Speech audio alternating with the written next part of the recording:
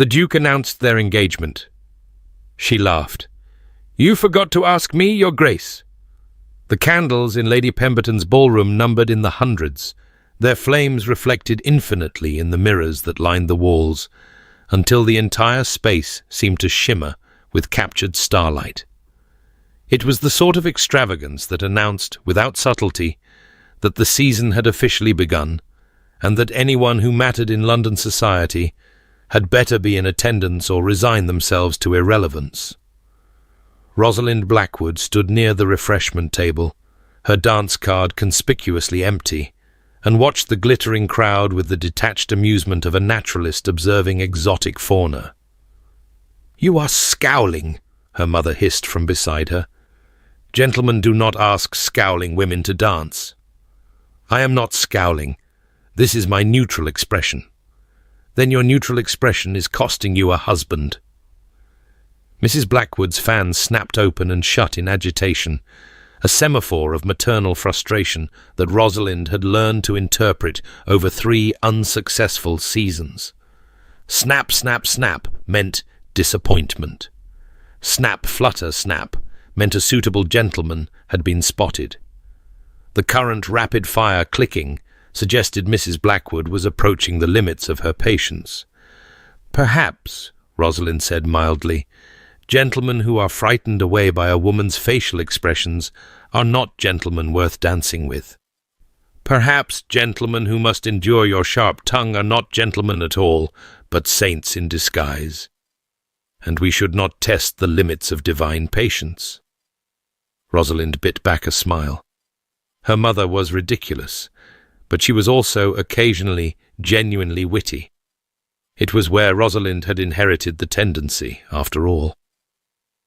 "One more season," Mrs. Blackwood continued, lowering her voice to a register that suggested deadly seriousness. "Your father has agreed to fund 1 more season, and then he declares himself finished. Clara will need to be launched next year, and we cannot afford to maintain 2 daughters on the marriage market simultaneously. If you do not find a husband by summer's end, Rosalind, your dowry goes to your sisters, and you will spend your remaining years knitting caps for the poor with your Aunt Hermione in Bath."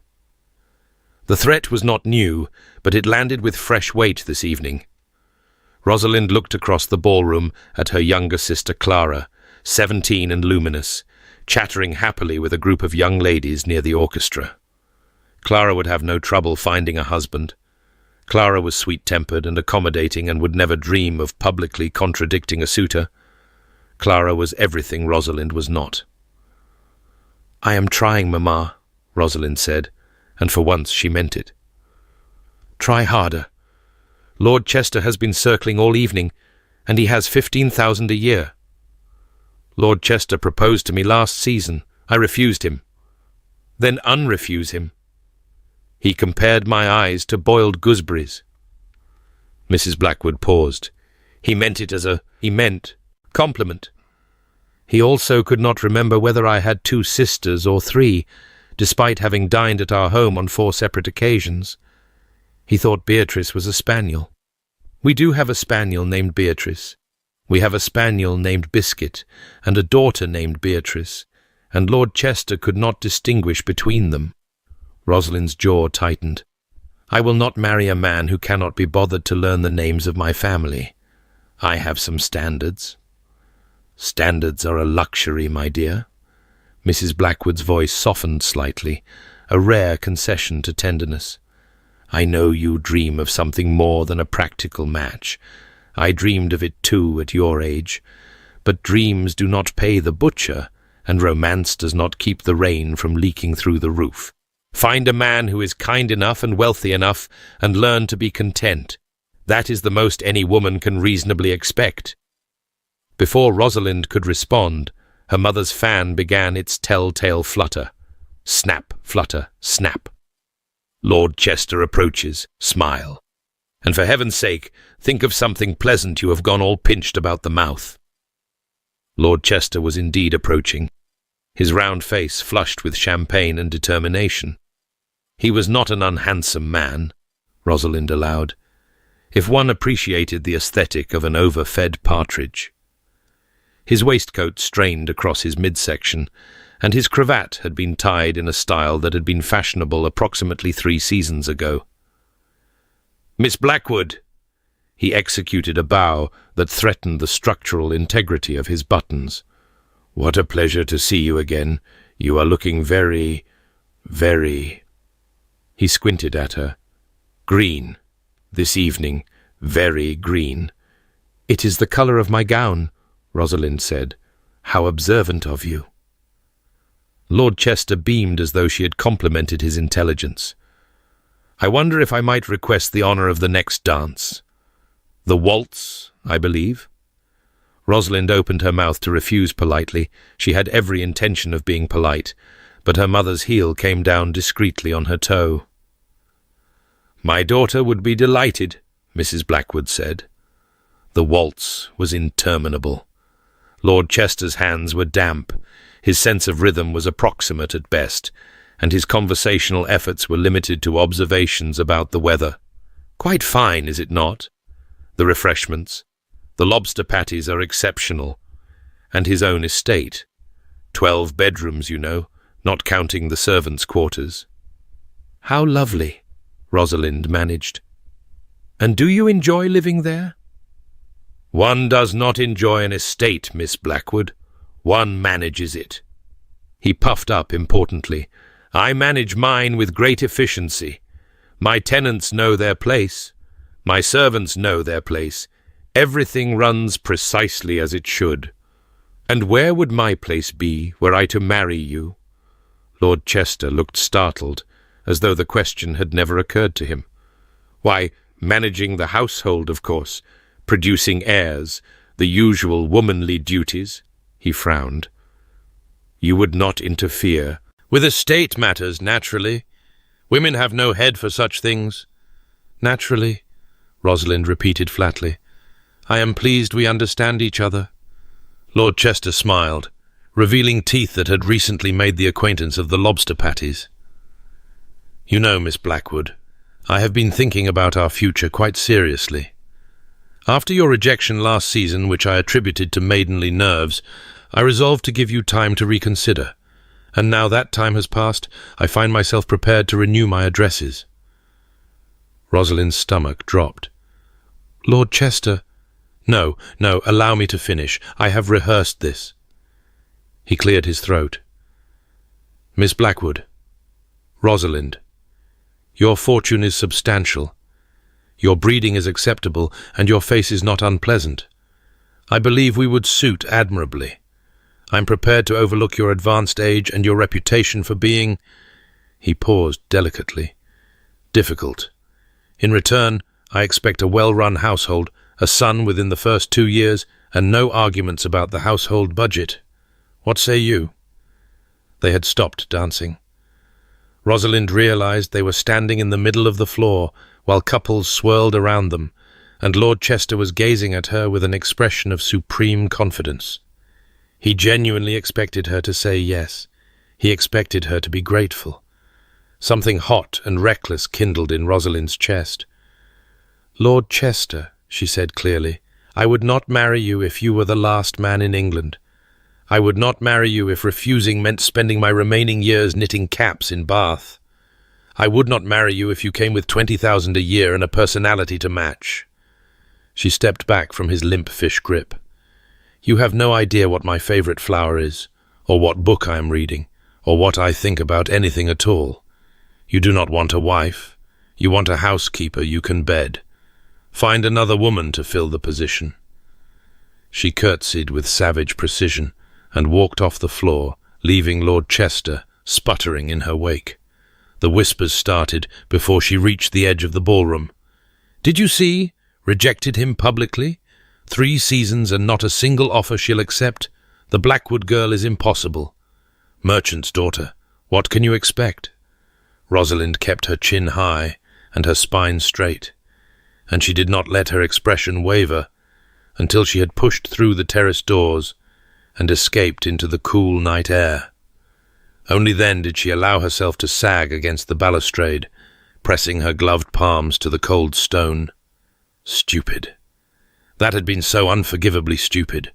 She could not afford to make enemies, not in her position. The Ton already looked down on her for her father's trade origins, tolerated her only because of her substantial dowry, and her mother's relentless social climbing. She had just handed them ammunition for 100 drawing-room conversations. Difficult, sharp-tongued, ungrateful. Perhaps they were right. Perhaps she was impossible. Perhaps her standards were unreasonable, her expectations foolish, her dreams of genuine connection nothing but girlish fantasy. Perhaps she should go back inside, find Lord Chester, apologize prettily, accept his offer, and resign herself to a life of producing heirs and not arguing about household budgets. The thought made her want to cast herself off the balcony. Rosalind closed her eyes and listened to the distant strains of music, the murmur of the garden below, the rustle of leaves in the evening breeze. The terrace was mercifully empty. Most guests preferred the stifling crush of the ballroom to the chill of April night air. She would allow herself 5 minutes of self-pity, she decided. 5 minutes to mourn the future she would probably never have. Then she would go back inside, endure her mother's recriminations, and begin the grim work of settling. "You are blocking the most advantageous view of the garden." The voice came from her left, deep and cool, and completely unexpected. Rosalind's eyes flew open. A man stood in the shadows at the far end of the terrace, tall and broad-shouldered, his dark evening clothes rendering him nearly invisible against the unlit portion of the balcony. She had not noticed him when she came outside, had been too consumed with her own humiliation to observe her surroundings. Foolish, dangerous even. She was alone with a strange man in the darkness. "I beg your pardon," she said stiffly. "I did not realize the terrace was occupied." "Evidently." He stepped forward into the light spilling from the ballroom windows, and Rosalind got her first clear look at him. Her breath caught. He was not handsome, not in the soft, symmetrical way that portrait painters favored. His face was too angular, too severe, all sharp planes and hard edges. His jaw could have been carved from granite. His brows were dark slashes that gave him a permanent expression of stern disapproval. His hair was black, but silver threaded through his temples in a way that suggested either advanced age or significant worry, and given the lines of his face, she suspected the latter. But his eyes were what arrested her. Grey as storm clouds, grey as steel, grey as winter dawns. They fixed on her with an intensity that made her feel pinned, catalogued, assessed. She had seen this man before. She knew she had. But where recognition struck like lightning. The Duke of Thornfield, the Iron Duke. Every unmarried woman in London knew his face, his reputation, his eligibility. He was one of the wealthiest men in England, his bloodline impeccable, his influence immense. He was also, by all accounts, cold as a marble statue and approximately as romantic. In the decade since he had assumed his title, he had never once been linked to any woman, not a mistress, not a flirtation, not even a casual dance partner at a ball. The Ton had concluded he was either heartless, uninterested in women entirely, or holding out for a royal princess. And he was standing on this terrace looking at Rosalind as though she were an interesting puzzle he intended to solve. "Your Grace," she managed, dropping into a curtsy. Her heart was pounding. Why was her heart pounding? He was just a man. An insufferably important man, but a man nonetheless. "Forgive me for intruding on your solitude." "You are not intruding. I was merely observing." His gaze travelled over her face with uncomfortable thoroughness. "You are Miss Rosalind Blackwood, daughter of Edward Blackwood of Blackwood Shipping." It was not a question. "I am." "You have refused 7 proposals of marriage over 3 seasons." Rosalind blinked. 8, as of this evening, but I was not aware my romantic failures were common knowledge. "They are not common knowledge. I made inquiries." Something about the way he said it, so matter-of-fact, so utterly without embarrassment, set her teeth on edge. How flattering. Am I to understand you have been investigating me, Your Grace? Thoroughly. He clasped his hands behind his back, regarding her with the air of a man examining a horse he was considering purchasing. Your father's business is sound. Your dowry is substantial but not extraordinary. Your mother is the daughter of a minor baronet, giving you a tenuous claim to gentility. You are educated beyond what is typical for women of your station. You read Greek, I am told, and have opinions about parliamentary reform. I also have opinions about men who recite my particulars as though reading from a ledger. The corner of his mouth twitched. It might have been amusement. It might have been indigestion. With that face, it was impossible to tell. You are also, he continued, as though she had not spoken, 24 years old, which puts you at the outer edge of marriageable age. You have a reputation for being sharp-tongued and ungovernable. You have rejected multiple suitors who were, on paper, perfectly acceptable matches. He paused. The question I find myself asking is, why? Rosalind stared at him. I beg your pardon? Why did you reject them? Lord Chester, Lord Humphrey, Mr. Addington, Sir Rowland Briggs, they were all men of reasonable fortune and tolerable appearance. Any one of them would have provided you with security and social standing, yet you refused them all. His grey eyes narrowed. I wish to understand your criteria. No one had ever asked her that before. Not her mother, not her friends, not the suitors themselves. They had all assumed she was being foolish, capricious, unreasonable. None of them had thought to ask what she actually wanted. The novelty of it loosened her tongue. They did not see me, she said. Any of them. They saw my dowry. They saw an acceptable face and adequate breeding. They saw a woman who would manage their households and warm their beds and produce their heirs. Not one of them knew my favourite book, or my most treasured memory, or what I dreamed about at night. Not one of them asked. She lifted her chin, daring him to mock her. I will not marry a man who cannot be bothered to know who I am. The Duke was silent for a long moment. His expression remained impassive, but something shifted in those grey eyes, a flicker of something she could not name. An unusual perspective, he said finally. Most women of your station would consider security sufficient grounds for marriage. I am not most women. No. His gaze held hers. You are not. The words hung between them, weighted with something Rosalind did not understand. She became suddenly, acutely aware of their situation.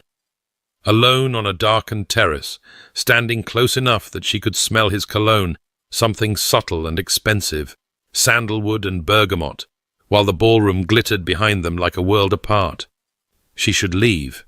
She should absolutely leave. Why are you asking me these questions? She demanded instead. Why did you investigate me? What possible interest could the Duke of Thornfield have in a merchant's daughter who cannot manage to secure a husband? I should think that would be obvious. It is not. He inclined his head, a gesture of acknowledgement. Very well. I shall be direct. He paused, and for the first time something that might have been uncertainty crossed his features. Miss Blackwood, I find myself in need of a wife. Rosalind's heart stuttered. I beg your pardon? A wife, he repeated, as though she had not heard clearly. I have a young ward, my cousin's daughter, who will need to be presented to society in a few years. My aunt, the Dowager Duchess, has made it clear that no proper household can launch a young lady without a duchess at its head. Additionally, I require an heir, as is customary for men of my position. I have therefore concluded that marriage is necessary." He delivered this speech with all the passion of a man ordering new boots. Rosalind felt her jaw slackening. "And you have decided," she said slowly, "that I should be this wife. You meet my criteria. You are intelligent. I have no patience for stupid women. You are wealthy enough that no one can accuse me of fortune hunting, which would be tedious. You are beautiful, which will make the production of heirs less onerous." He said this with the same matter-of-fact tone he might use to describe the weather.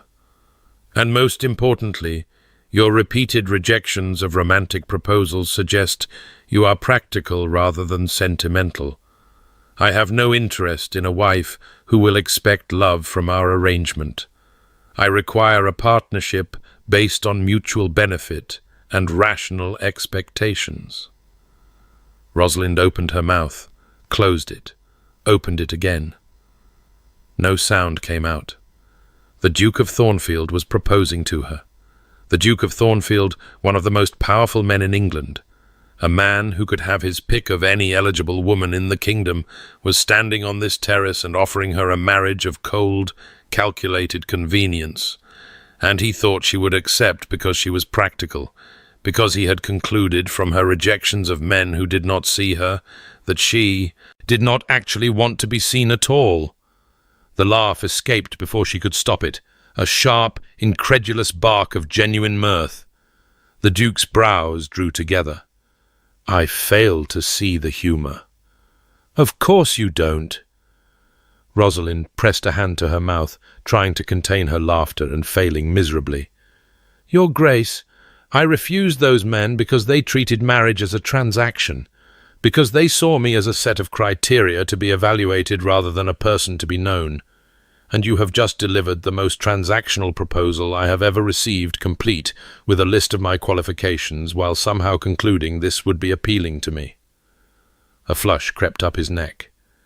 It was the first crack in his composure she had witnessed. "I was attempting to be clear about my expectations. You were attempting to acquire a duchess the same way you might acquire a new hunting dog.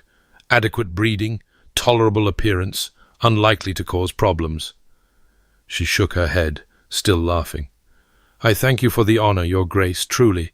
It is not every day a woman of my station receives an offer from a duke, but I must decline."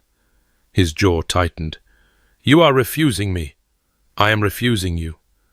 Might I ask why?" "Because you have not the faintest idea who I am." Rosalind met his eyes squarely. "You investigated me, Your Grace. You learned my father's income and my mother's bloodline and the number of proposals I have rejected. But do you know my favourite flower, my most treasured memory, what makes me laugh or weep or lie awake at night?" She watched his face, saw the flicker of uncertainty he could not quite hide. "You know nothing about me that could not be found in a ledger, and I will not marry a man who does not care to know more." Before he could respond, before she could lose her nerve, or, worse, begin to feel guilty for the expression that had crossed his face, she gathered her skirts and strode toward the terrace doors. She had almost reached them when his voice stopped her. "Wildflowers." Rosalind turned. "I beg your pardon?" "Your favourite flower." He stood where she had left him, silhouetted against the night sky, his face unreadable. "You mentioned to your sister last week that you preferred wildflowers to hothouse roses. You said roses were too cultivated, too predictable. You said wildflowers had more character." The air left her lungs. You heard that?" "I told you. I made inquiries." Something shifted in his expression, something almost vulnerable, though it disappeared so quickly she could not be sure she had seen it at all. "I know you take your tea with precisely 1 sugar and a splash of milk, and that you despise lemon curd, but will not admit it because your mother is proud of her recipe. I know you walk in Hyde Park every morning at 7, before the fashionable hour, because you prefer the quiet. I know you have read Miss Austen's novels so many times that your copies are falling apart at the bindings." He paused. "I know you told your younger sister, that you still believed in true love, even if you had not found it yet, and that you would not settle for anything less, no matter what anyone said. Rosalind could not breathe. She could not move. She could only stand there, frozen, as the Duke of Thornfield stripped away her armour with words she had never expected him to know. "I apologize," he said quietly. "You were right. I approached this as a transaction because transactions are what I understand. Emotion is not my strength." He looked away toward the darkened garden. "I have spent the last decade rebuilding what my father's foolishness nearly destroyed. I have kept myself apart from anything that might compromise my judgment. And when I concluded I needed a wife, I looked for a woman who would not expect what I could not give." "And what is it you believe you cannot give?" His grey eyes met hers. In the candlelight spilling from the windows, they looked almost silver. "Love, Miss Blackwood. I cannot give love." He said it flatly, without self-pity. "I am not certain I am capable of it. But I am capable of respect. I am capable of partnership. I am capable of ensuring you want for nothing, and that your family is protected and provided for. I know that is not what you hoped for, but it is what I have to offer." The honesty of it caught her off guard. This was not the cold, calculating Duke who had listed her qualifications like items in an inventory. This was something raw, more human, a man admitting his own limitations with what seemed like genuine regret.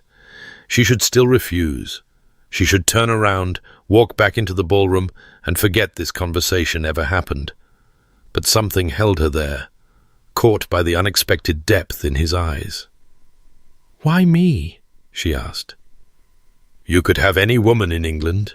Women with better bloodlines, more suitable temperaments. Why pursue someone you knew would reject you?" "Because you did reject them." His mouth twisted in something that was not quite a smile.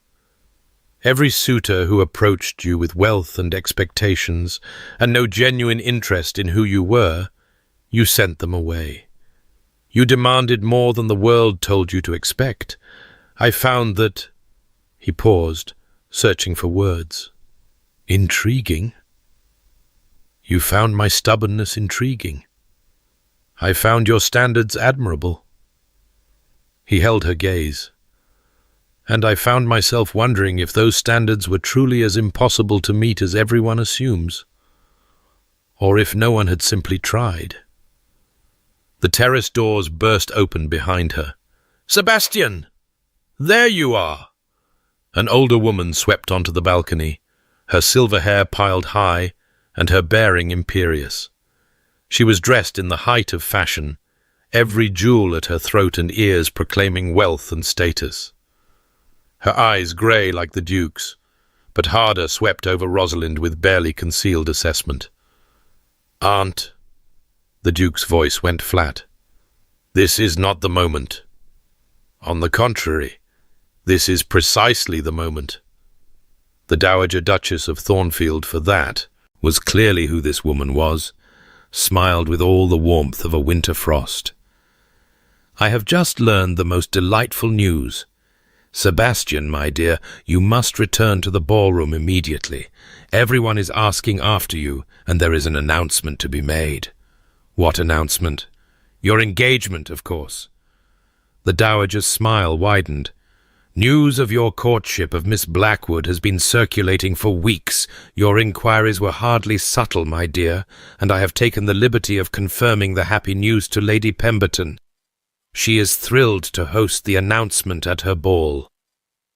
Rosalind's blood ran cold. "I have not agreed." "Come, come. No need for maidenly protests." The Dowager linked her arm through Rosalind's, her grip surprisingly strong. "A duke does not investigate a woman so thoroughly unless his intentions are fixed, and a woman in your position can hardly refuse such an advantageous match. The announcement will take place in 10 minutes. Try to look pleased, my dear. It is unbecoming to appear anything less than delighted when one has secured the greatest catch of the season." "Aunt!" The Duke's voice cracked like a whip. "Release her, now!" "Don't be tiresome, Sebastian. You know as well as I that you need a wife, and this girl will do as well as any other. Better, really, she has money and some looks, and she seems robust enough to breed well. The announcement has already been made in all but name. To retract it now would be a scandal." "I do not care about scandal." "But you do care about Charlotte." The dowager's voice dropped, turning silky and dangerous. "Your ward is at a delicate age, Sebastian. Any hint of impropriety surrounding your household, any suggestion that you are the sort of man who trifles with young women's reputations on darkened terraces, would make her presentation to society difficult." The Duke went still. Rosalind felt the trap closing around them both. The dowager was a masterful manipulator. She could see that now. The woman had orchestrated this entire scenario, perhaps even engineered Rosalind's escape to the terrace. Knowing her nephew would be there all to force a match she had decided was suitable. And she was using a young girl as leverage. "You are contemptible," Rosalind said quietly. The dowager's eyes glittered. "I am practical, Miss Blackwood, a trait you ought to appreciate given your situation." She tugged Rosalind toward the doors. "Now, let us proceed to the ballroom. The ton is waiting, and it would not do to keep them." The next few minutes passed in a blur of candlelight and faces. Rosalind was aware of the Duke walking behind them, his expression thunderous, his attempts to intervene smoothly, deflected by his aunt's stream of chatter.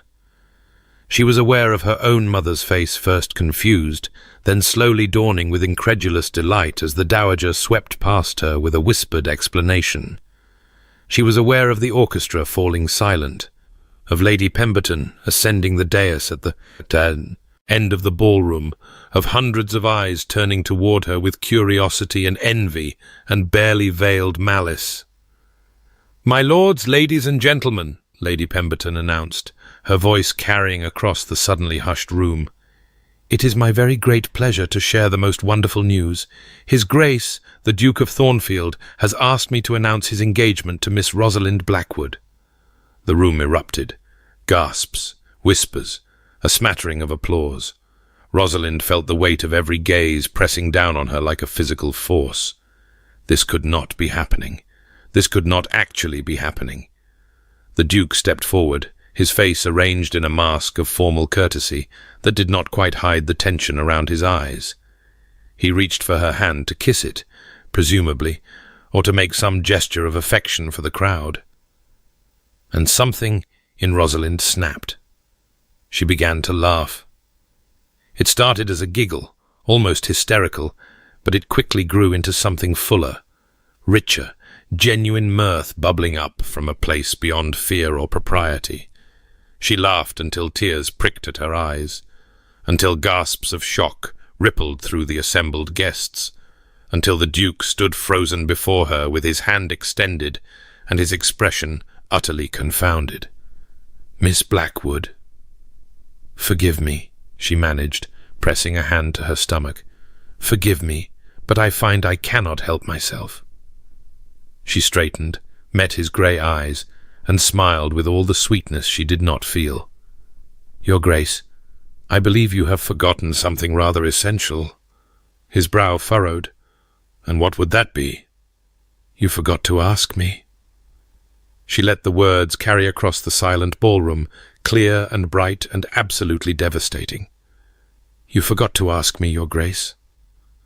The silence that followed was deafening. Rosalind watched as the colour drained from the Duke's face, as the implications of her words sank in.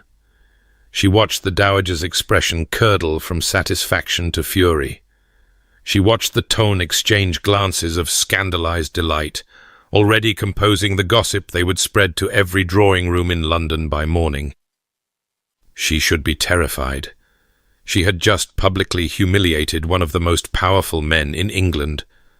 But instead, she felt free. "There has been no proposal," she continued, her voice carrying through the crystal-clear acoustics of the ballroom. "His Grace has not asked for my hand. He has not received my acceptance, and I am afraid I cannot be party to an engagement that does not, in fact, exist." The Duke's jaw worked. For a long moment he simply stared at her, and Rosalind braced herself for fury, for cold dismissal, for the sort of aristocratic contempt that could destroy her family's social standing with a single word.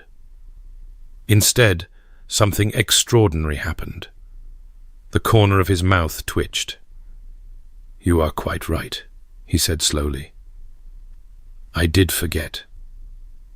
He turned to face the crowd, and when he spoke again, his voice carried the same weight of authority he must use in the House of Lords. "My aunt has acted prematurely. There is no engagement, not because Miss Blackwood is unwilling, but because I have not yet proven myself worthy of her hand." Murmurs rippled through the crowd. Beside her, Rosalind heard the Dowager make a strangled sound of outrage. "Miss Blackwood has made clear that she expects to be known, truly known, before she will consider matrimony." The Duke's grey eyes found hers, and in them she saw something she had not expected: respect, and beneath it a glimmer of challenge. "It seems I have been too focused on efficiency, and not enough on earning her regard. I intend to rectify that error." He stepped closer, lowering his voice so only she could hear. "You have humiliated me before the entire ton, Miss Blackwood. It is the first time in my adult life anyone has dared." His gaze held hers. "I find I am not as angry as I should be. You should be furious." "I should be." His voice dropped further, barely a murmur.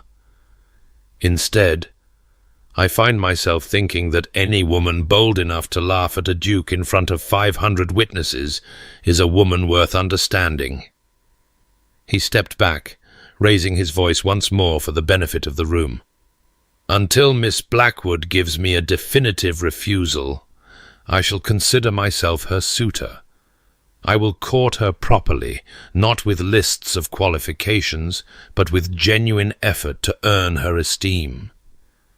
He looked at her, and the challenge in his eyes was unmistakable. "If she will permit me." Every face in the ballroom turned to Rosalind. She should refuse. She should deliver that definitive no and escape this madness entirely. The Duke was cold and calculating, and had approached marriage like a business transaction. He had allowed his aunt to force a public announcement without her consent. He was everything she had sworn she would never accept. But he had known about the wildflowers. He had listened when she spoke to her sisters. He had admitted his limitations with something that looked almost like regret. And he had just, in front of everyone who mattered in London, accepted her challenge instead of retaliating against her humiliation. "You may call," she heard herself say. "Tomorrow, at 4 o'clock. We shall see if you can manage a proper introduction." The Duke inclined his head. "Until tomorrow, then." He stepped back, and the ballroom erupted into chaos, questions and exclamations, and the frantic flutter of fans as the ton tried to process what they had just witnessed. The Dowager was arguing furiously with Lady Pemberton. Mrs. Blackwood looked like she might faint from a combination of horror and hope. Rosalind ignored all of it. She walked toward the terrace doors, desperate for air, for silence, for a moment to understand what she had just done. She had trapped herself. By demanding he caught her properly, by refusing to give the definitive no that would end this farce, she had bound herself into an arrangement she had never wanted. The Duke of Thornfield would call on her tomorrow, and the day after, and the day after that. The ton would watch their every interaction with hungry eyes. Her mother would be impossible. And yet, as she stepped onto the terrace, breathing in the cool night air, Rosalind found herself thinking about the look in his eyes when he'd accepted her challenge. Not fury, not cold calculation, something that looked almost like hope.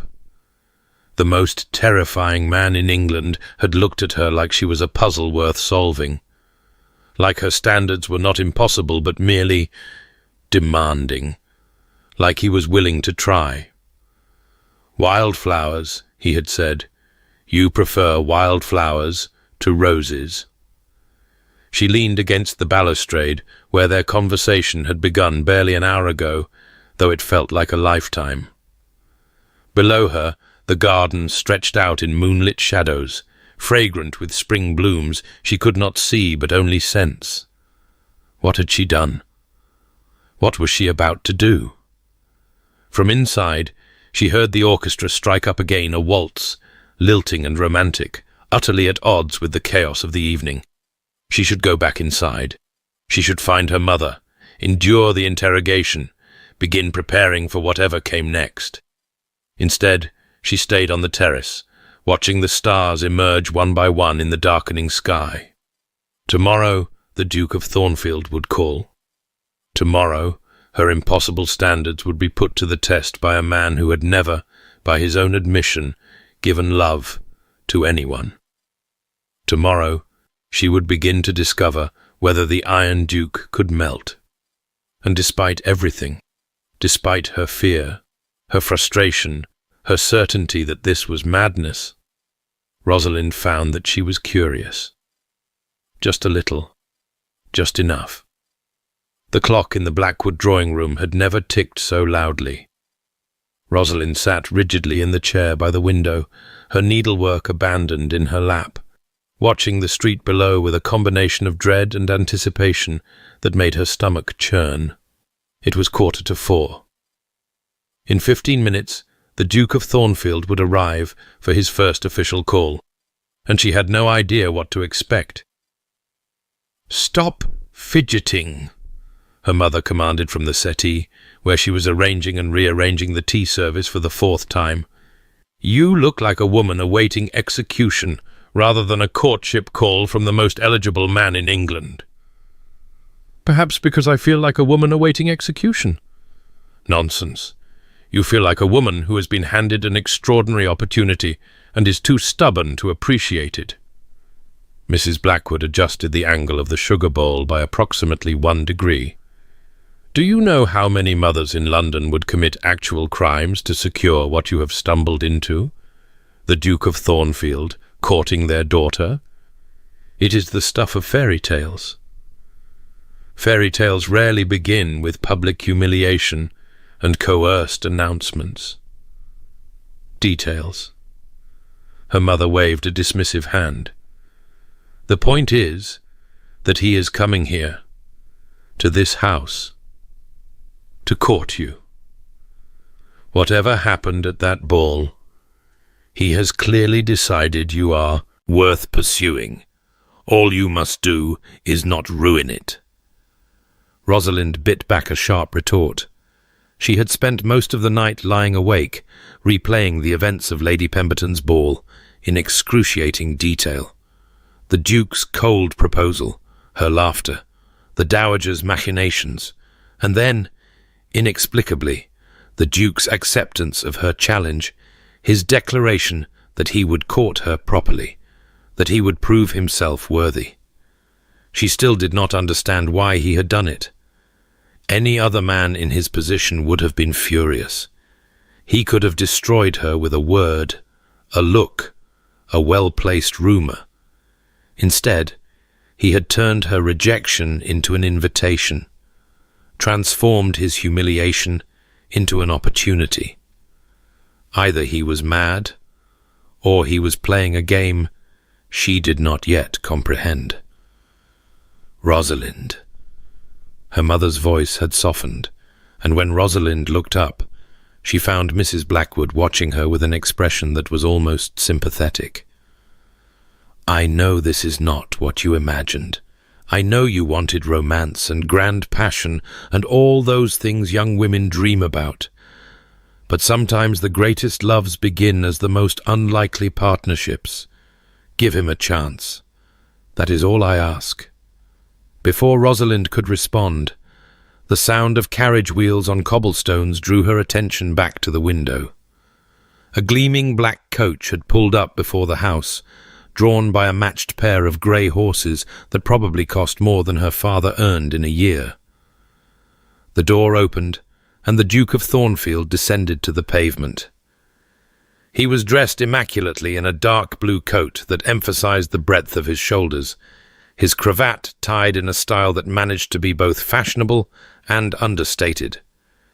In his hands he carried a small bouquet of flowers, wildflowers. Rosalind's breath caught. He had actually remembered. He had gone out of his way to procure wildflowers, delicate bluebells, and white wood anemones, and sprigs of wild violet, instead of the hothouse roses that any other suitor would have offered. "Oh, how charming," her mother murmured, craning to see. "Is that of those wild flowers?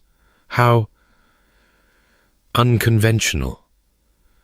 "They are my favourite," Rosalind heard herself say.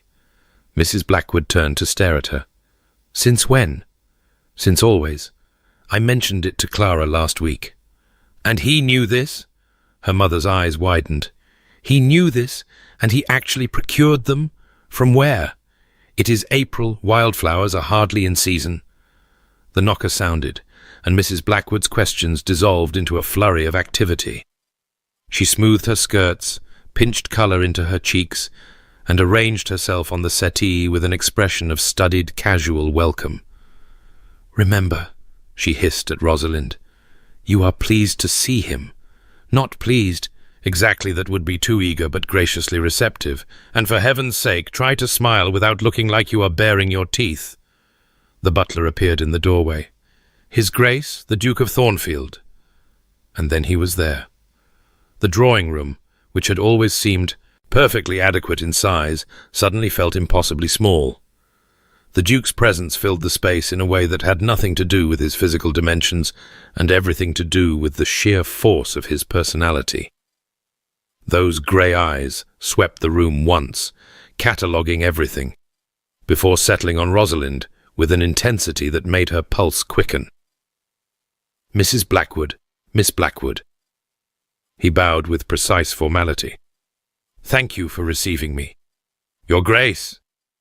Mrs. Blackwood's voice had achieved a register of breathless delight that Rosalind had never heard before. "What an honour! Please do sit down. Tea will be served momentarily. We are so very pleased."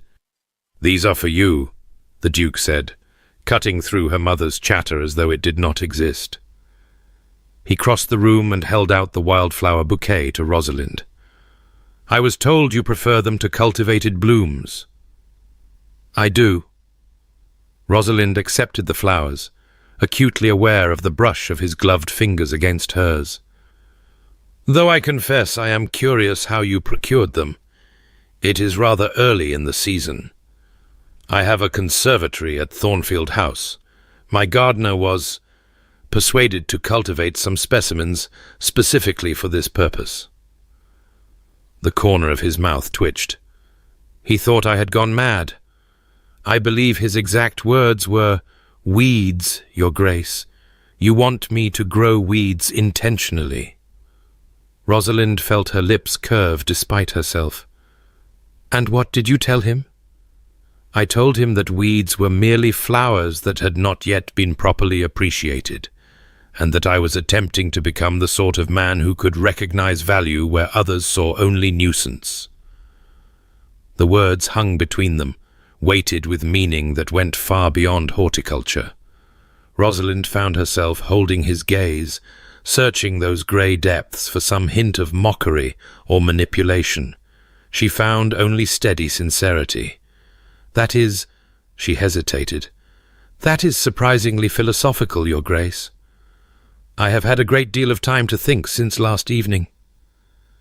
He settled into the chair across from her, his posture formal but his eyes never leaving her face. "I realized I approached you with a strategy suited for a business negotiation rather than a courtship. I treated you as a problem to be solved rather than a person to be known. You were right to reject such an approach." Mrs. Blackwood made a small sound of astonishment. Rosalind suspected it was the first time she had ever heard a duke admit to being wrong about anything. "I am here to remedy that error," the Duke continued. "If you will permit me, I would like to begin again, not with lists of qualifications or discussions of mutual benefit, but with conversation." He said the word as though it were slightly foreign, a language he was still learning to speak. I believe the customary approach is to ask after your interests and share something of my own. Though I confess, the process feels inefficient. Courtship is not meant to be efficient, Your Grace. So I am learning. He paused, and something shifted in his expression, a crack in the facade of noble composure. May I be frank with you, Miss Blackwood? I rather thought you already were. More frank, then. He leaned forward slightly, lowering his voice so that her mother, straining to hear from across the room, could not make out his words. I have never courted anyone. I have never wished to. The women who have been presented to me as suitable matches have uniformly been polished, practiced. They say what they believe I wish to hear and hide whatever genuine thoughts they might possess behind layers of social performance. His grey eyes held hers. You laughed at me in front of 500 people. You told me I was treating marriage like a business transaction, and you refused to participate in my acquisition strategy. It was the most honest interaction I have had with a woman in over a decade. Rosalind's heart was doing something complicated in her chest. And you found that appealing? I found it terrifying. His voice was quiet, intense. I have spent my entire adult life maintaining control of my estates, my investments, my emotions, my reputation. You disrupted all of that with a single laugh. I should have walked away, found a more compliant candidate, resumed my original strategy. He paused. Instead, I find myself unable to stop thinking about you. It is extremely inconvenient. The tea arrived, carried by a maid who seemed utterly oblivious to the charged atmosphere in the room. Mrs. Blackwood swooped in to manage the pouring, filling the silence with chatter about the weather, the upcoming social calendar, the delightful quality of the tea leaves. Rosalind barely heard any of it. The Duke of Thornfield, the Iron Duke, the coldest man in England, had just admitted that she terrified him, that she had disrupted his carefully controlled existence, that he could not stop thinking about her. It should not have pleased her as much as it did. "Tell me about your ward," she heard herself say, when the tea had been distributed and her mother had reluctantly subsided into silence. "Lady Charlotte, how old is she?" Something flickered across the Duke's face, surprise perhaps that she had remembered the girl's existence. "She is 14, nearly 15 now. Her parents, my cousin and his wife, died of fever 2 years ago. I became her guardian by default." "By default?" There was no one else. His voice was flat, but Rosalind detected something beneath the surface, guilt, perhaps, or regret. Her maternal family wanted nothing to do with her. The Ashworths considered her father's branch of the family somewhat disreputable. I was the only option. And how does she fare? Being uprooted from her home, losing her parents, being placed in the care of a stranger that must be tremendously difficult for a young girl. The Duke's jaw tightened. She is provided for. She has the best governesses, the finest tutors, every material comfort. That is not what I asked. He was silent for a long moment. When he spoke again, his voice was quieter, stripped of its formal authority. She is not happy. I am aware of that. I do not know how to reach her. She was close to her parents, and losing them devastated her. I have tried to give her structure, stability, routine. She responds with silence and avoidance. He looked away toward the window. I suspect she would have preferred almost any other guardian. Have you spent time with her? Talked with her about her parents, her memories, her feelings? He hesitated. I am not skilled at such conversations. Then perhaps that is where you should begin. Rosalind set down her teacup, something fierce kindling in her chest. She is a child who has lost everything she loved. She does not need structure and routine. She needs to know that someone sees her grief and shares it. She needs to feel less alone.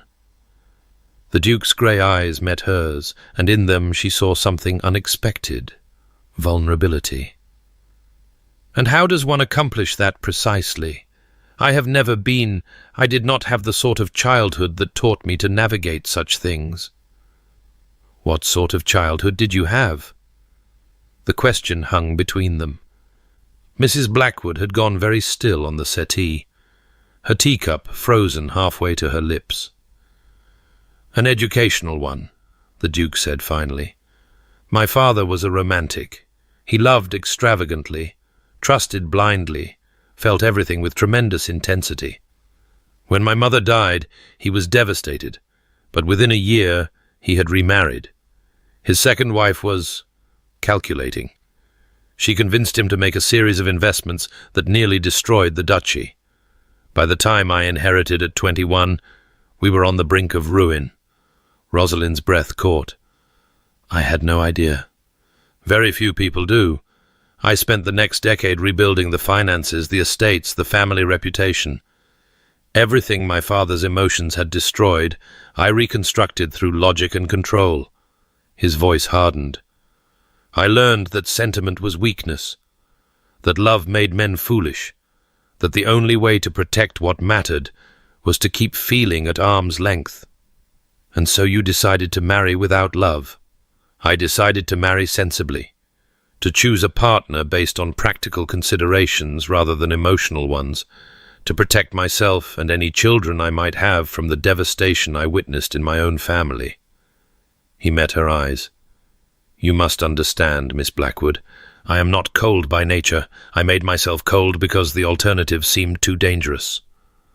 The confession cracked something open in Rosalind's chest. She had assumed his distance was arrogance, his efficiency disdain. She had not considered that it might be armor, carefully constructed protection against the kind of pain that had shaped him. That sounds very lonely, she said softly. It is effective. That is not the same thing. His gaze held hers, and for a moment the masks between them dropped entirely. She saw him not. The Duke, not the Iron Man, but Sebastian Ashworth, a boy who had watched his father's love destroy everything, who had rebuilt an empire through sheer force of will, who had never allowed himself to want what he feared most. No, he admitted, it is not. The clock on the mantel chimed 5, breaking the spell. Mrs. Blackwood stirred, social instinct overriding her fascination with the conversation she had been witnessing. My goodness, how time flies! Your Grace, you must stay for dinner. I insist. Mr. Blackwood will be home shortly, and I know he would be delighted to make your acquaintance properly. I would be honoured, the Duke said, rising from his chair. But I should not like to impose. Another time, perhaps. He turned to Rosalind, and something in his expression had shifted, a warmth that had not been there before, tentative, but real. Miss Blackwood, might I call again tomorrow? There is still much I wish to learn about you. Yes, Rosalind heard herself say. I would like that. He bowed over her hand, his lips brushing her knuckles through the thin fabric of her gloves. The touch was formal, proper, entirely appropriate, and yet it sent a shiver through her that had nothing to do with propriety. Until tomorrow, then. After he left, Mrs. Blackwood collapsed against the settee cushions with a dramatic sigh. Well, that was not what I expected at all. No, Rosalind agreed, staring at the wildflowers in her hands. It was not. That night, alone in her room, she pressed one of the bluebells between the pages of her worn copy of Pride and Prejudice, and thought about men who built walls against love because they had seen what love could destroy. She thought about how terrifying it must be to feel that armor cracking. And she thought, with a flutter of something that might have been hope, that perhaps the Iron Duke was not so different from her after all. The courtship of the Duke of Thornfield and Miss Rosalind Blackwood became the sensation of the season, Every day brought new evidence that the Duke was utterly, systematically, almost obsessively devoted to his pursuit. He appeared at social events he had never deigned to attend before, musicales, garden parties, afternoon teas, and made a point of seeking Rosalind out for conversation. He sent wildflowers every morning, each bouquet accompanied by a brief note that revealed he had been paying attention to things she had mentioned in passing. You spoke of your love for astronomy. There is to be a meteor shower next week. Would you do me the honour of viewing it from Thornfield House? I am told the roof terrace offers excellent sidelines. Your sister Clara mentioned that you have been wanting to read the new Scott novel, but the lending library has a long waiting list. I have taken the liberty of procuring a copy. Consider it a loan, not a gift, if that makes you more comfortable accepting it. I noticed you seemed melancholy yesterday. I hope I was not the cause. If there is anything troubling you, I would consider it an honour to listen. The notes were not romantic in the traditional sense. They lacked flowery protestations and poetic declarations, but they revealed something Rosalind found far more compelling than conventional courtship language. They showed that he was watching her, learning her, making an effort to understand who she was beneath the sharp tongue and defensive wit. It was seductive in a way she had not anticipated. "He is courting you properly," Clara observed one afternoon, peering over Rosalind's shoulder as she read the latest note. "I mean, really properly, like someone who actually wants to know you, not just acquire you. It seems that way. And you like him. Don't deny it, I can tell. You smile when his notes arrive. You spend ages choosing your gowns before events where you know he will be present. You actually let Mother do your hair this morning without complaining." Rosalind felt heat rise to her cheeks. "I am simply being polite. He is making an effort, and it would be churlish not to acknowledge it." Clara's knowing smile was infuriating. "And the fact that you blush whenever his name is mentioned, that is politeness as well? Go away, Clara." But after her sister left, Rosalind found herself staring at the note in her hands, rereading his words for the 10th time that hour. "If there is anything troubling you, I would consider it an honour to listen." No one had ever said that to her before. No suitor, no friend, not even her family. Everyone expected Rosalind to be sharp and self-sufficient, and impervious to distress. The idea that someone might want to know her troubles, might consider it an honour to share her burdens, was so foreign it almost hurt. 3 weeks into the courtship, everything changed. It began with an invitation to tea at Thornfield House, not the grand ducal residence in Mayfair, but the more intimate townhouse where the Duke actually lived when Parliament was in session. Rosalind's mother insisted on accompanying her, propriety demanding a chaperone, but Mrs. Blackwood was swiftly distracted by the Dowager Duchess, who swept her away to inspect the picture gallery with barely concealed ulterior motives. This left Rosalind alone with the Duke in the drawing-room, an arrangement that should have felt awkward, but instead felt like relief. "My aunt has some scheme in mind," Sebastian said, watching the doorway through which the 2 older women had vanished. "She has been too cooperative lately. It makes me suspicious. Perhaps she has accepted the inevitable. My aunt never accepts anything. She merely changes tactics." He turned to her, and his expression softened. "But that is a concern for another time. There is someone I would like you to meet." He led her through the house, past elegant rooms filled with priceless art and carefully arranged furniture, until they reached a door at the end of a quiet corridor. He paused with his hand on the latch. "I should warn you," he said. "Charlotte is not. She does not take well to strangers. She may be cold or dismissive. Please do not take it personally." "I understand." He opened the door. The room beyond was clearly a private sitting room, decorated in soft colours and filled with books and embroidery, and all the trappings of a young lady's sanctuary. By the window, curled in an armchair with a book in her lap, sat a girl with dark hair and grey eyes, so like the Duke's that their relationship was immediately apparent. She looked up when they entered, and her expression closed like a door slamming shut. Charlotte. Sebastian's voice was careful, measured. I would like to introduce Miss Rosalind Blackwood. She has been kind enough to accept my courtship, and I thought, I know who she is. Charlotte's voice was flat. Everyone knows. The woman who laughed at you in front of all of London. Rosalind felt Sebastian stiffen beside her, but she stepped forward before he could respond. I did laugh at him, she said calmly. He was being quite ridiculous.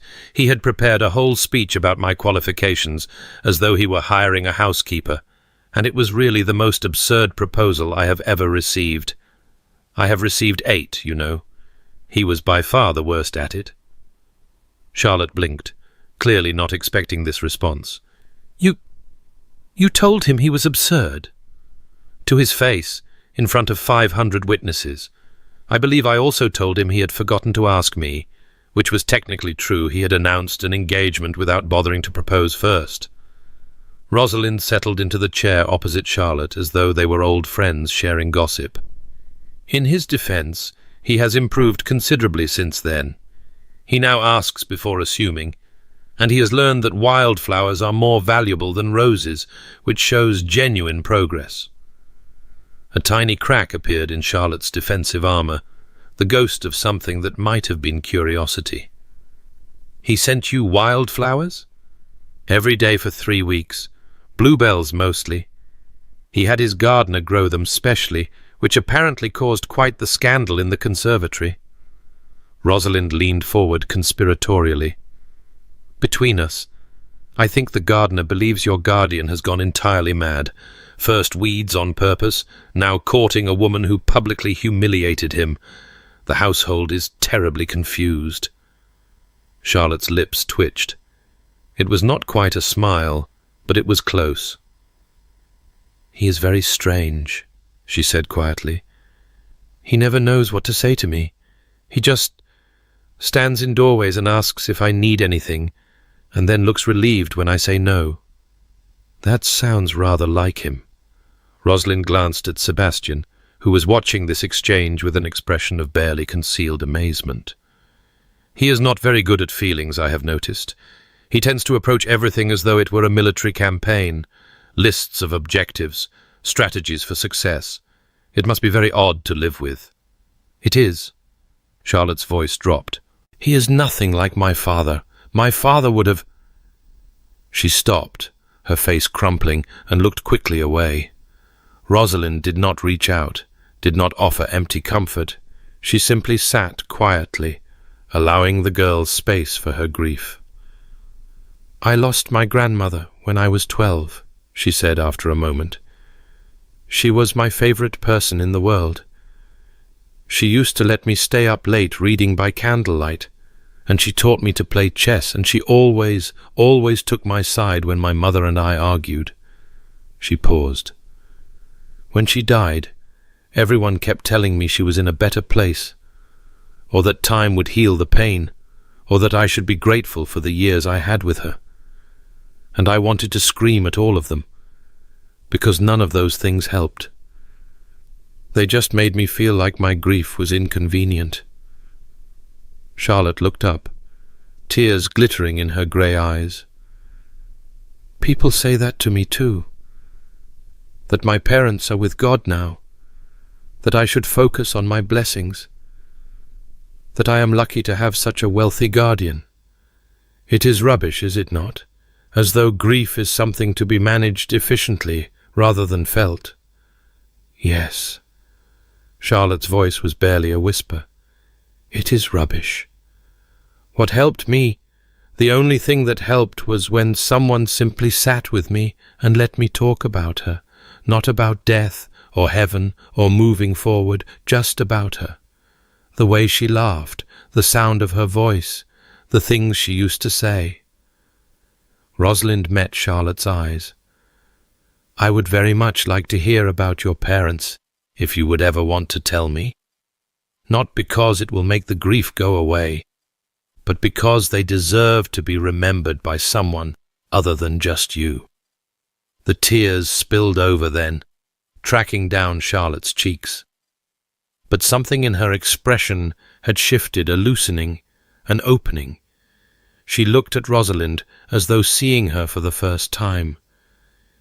"You mean that?" she said. "You actually mean it?" "I do." Charlotte was silent for a long moment. Then slowly she began to speak. She talked about her father's laugh, how it filled rooms, how it made everyone around him smile. She talked about her mother's singing, the lullabies she used to hum while brushing Charlotte's hair. She talked about family dinners and country walks, and the way her parents used to dance together in the parlour when they thought no one was watching.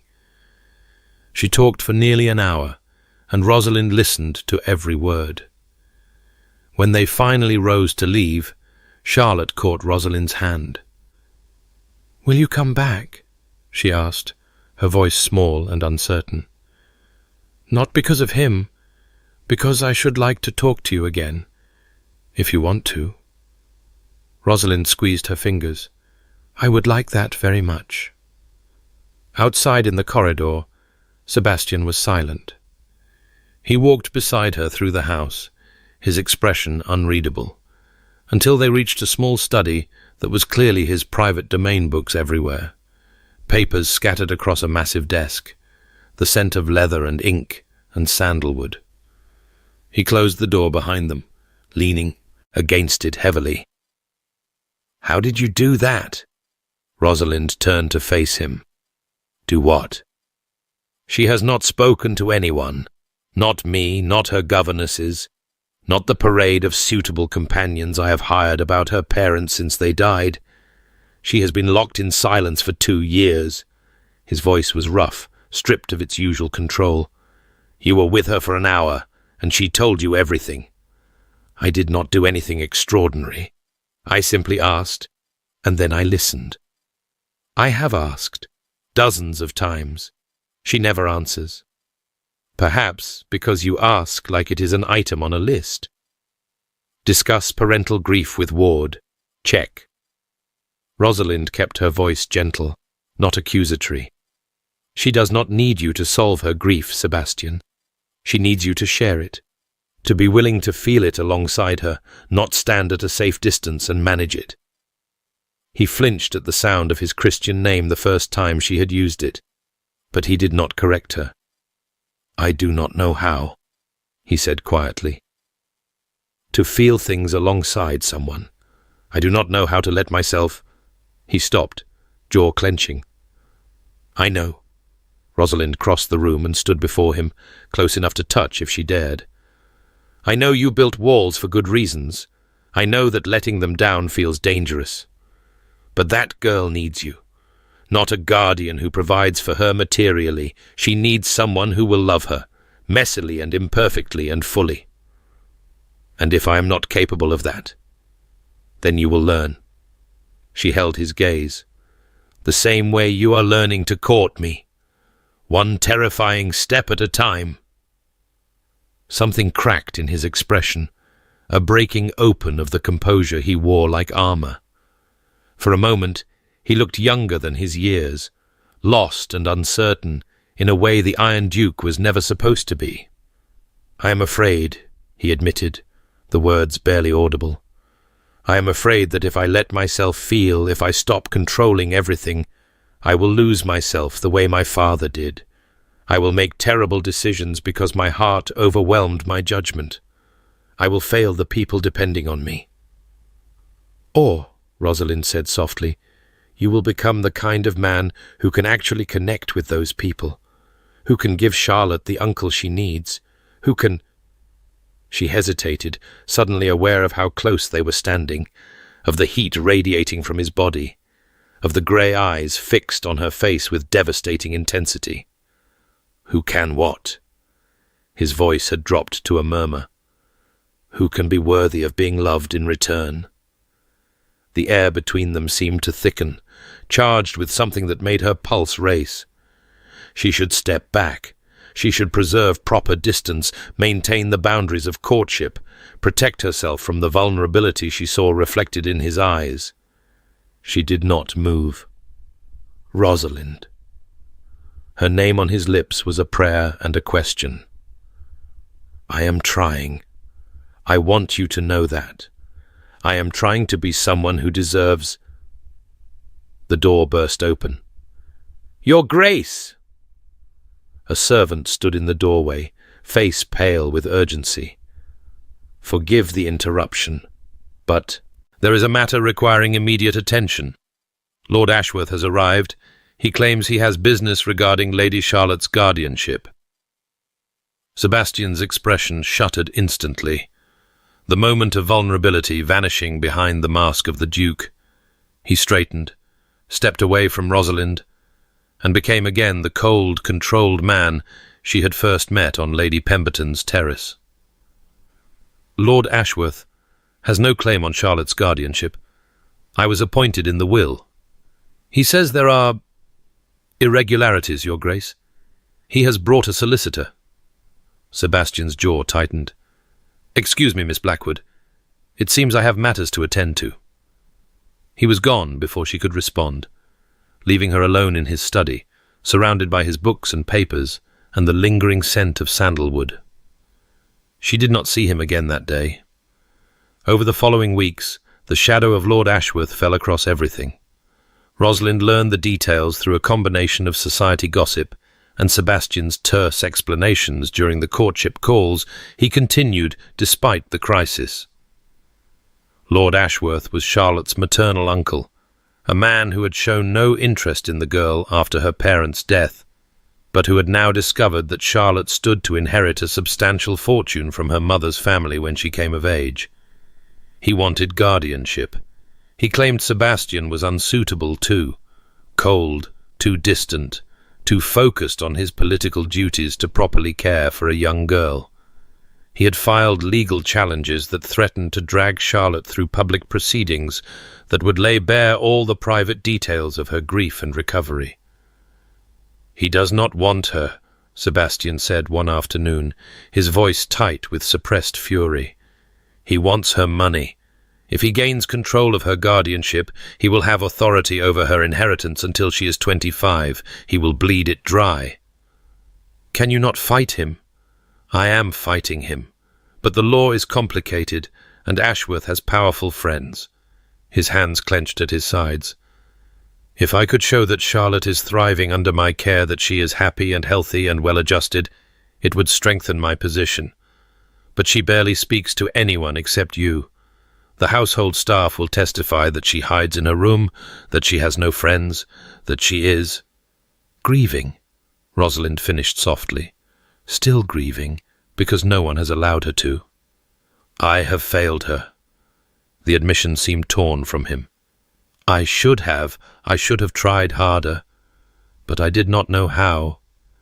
And now you learn. Rosalind took his hand. Propriety be damned. Starting today, starting now, bring her with you tomorrow when you call. Let me help. He looked at her with an expression she could not quite name. Gratitude and hope and something deeper, something that made her heart stutter. Why? He asked. Why do you care so much about this, about her? Because I am falling in love with you, she thought. Because I cannot separate my feelings for you from my feelings for this girl you are trying so desperately to protect. Because your willingness to learn, to change, to feel, despite your fear. It is the most romantic thing anyone has ever done for me, and you do not even realize it. Because she deserves it, Rosalind said instead. And so do you. Charlotte began accompanying Sebastian on his calls. At first she was silent and withdrawn, sitting in the corner of the Blackwood drawing-room while Sebastian and Rosalind made stilted conversation. But gradually, with gentle persistence, Rosalind drew her out. She taught Charlotte to play chess.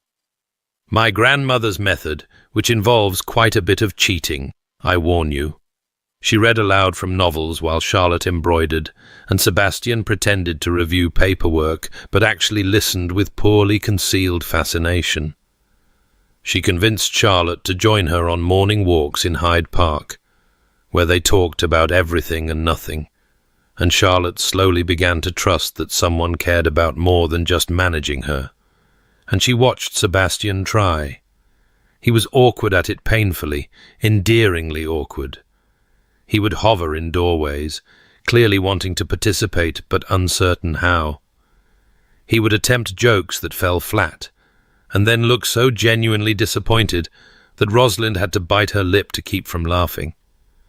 He would ask Charlotte questions about her day, and then listen with such intense concentration that the poor girl felt like she was being interrogated. But he tried. Every day he tried a little harder, and Charlotte slowly began to respond. "He sat with me last night," Charlotte confided during one of their walks. "During the thunderstorm. I used to be afraid of storms. My mother would always come to my room and tell me stories until they passed. I thought—" Her voice caught. "I thought no one would ever do that again. But there he was, sitting on the edge of my bed, telling me about constellations, of all things. He knows so many facts about stars. It was very dull, actually. But it was—" She trailed off, searching for words. "It was him trying," Rosalind said. "Yes." Charlotte smiled, a real smile that transformed her face. "It was him trying." The weeks blurred together in a haze of courtship calls, stolen glances, and the slow thawing of two hearts. Rosalind watched Sebastian transform from the cold, distant duke into something warmer, still reserved, still cautious, but increasingly willing to let her see behind the armor. He told her about his father's death, the chaos of the inheritance, the years of grinding work to restore the family fortunes. He told her about the loneliness of his position, the exhaustion of always having to be in control, the secret fear that he had sacrificed too much for duty and was no longer capable of anything softer. She told him about her grandmother, about her fear that no one would ever want her for herself, about the sharp tongue she had developed as armor against a world that saw her only as a dowry attached to an acceptable face. They were two people who had built walls, recognizing in each other the architecture of self-protection. And bit by bit, stone by stone, they began to take those walls down. Lady Thornton's masquerade ball arrived at the height of the season, and Rosalind knew before she arrived that something had shifted. The tension between her and Sebastian had reached a breaking point. Every accidental touch sent sparks through her. Every exchange of glances felt weighted with unspoken words. She dressed carefully that evening, choosing a gown of deep amber silk that brought out the gold in her hair. Her mask was delicate, feathered, designed to conceal just enough while revealing everything that mattered. When she arrived at the ball, Sebastian was waiting near the entrance. He was not wearing a mask. "Your Grace," she curtsied, heart pounding, "you seem to have forgotten part of your costume." "I am tired of hiding." His grey eyes burned into hers. "I am tired of costumes and masks and the careful performance that society requires. Tonight, I wish to be only myself." "And who is that?" "A man who has spent the past 2 months falling in love with a woman who terrifies him." He stepped closer, heedless of the crowd swirling around them. "A man who never wanted to feel anything, and who now cannot imagine feeling nothing ever again. A man who—" Sebastian. His name escaped her like a breath, like a prayer. "Dance with me." He held out his hand. "Dance with me, Rosalind, and then let me say what I have been trying to say for weeks." The waltz that followed was nothing like her dance with Lord Chester at the start of the season. This was movement as conversation, as connection, as the physical expression of everything they had not yet put into words. Sebastian's hand at her waist burned through the fabric of her gown. Her fingers trembled where they rested on his shoulder. "I practiced this," he murmured, his lips close to her ear. "I actually hired a dancing master and practiced, because I wanted to be good enough. For you. You are." She could barely breathe. "You are good enough. You are." The music swelled, and he pulled her closer than propriety allowed, and she did not care. She did not care about the scandalized whispers, the pointed stares, the furious fanning of society matrons who would discuss this moment for weeks. She cared only about the man in her arms, the one who had learned to bring her wildflowers and listen to a grieving girl and try despite his fear. When the waltz ended, he did not release her. Instead, in the middle of the ballroom, surrounded by hundreds of witnesses, the Duke of Thornfield went down on one knee. "Miss Blackwood," his voice carried clearly across the suddenly silent room, "Rosalind, I have spent my life believing that love was a weakness, that feeling deeply was a danger to be avoided. You have shown me how wrong I was. You have challenged me, infuriated me, humiliated me, and, in the process, you have undone every defense I ever built."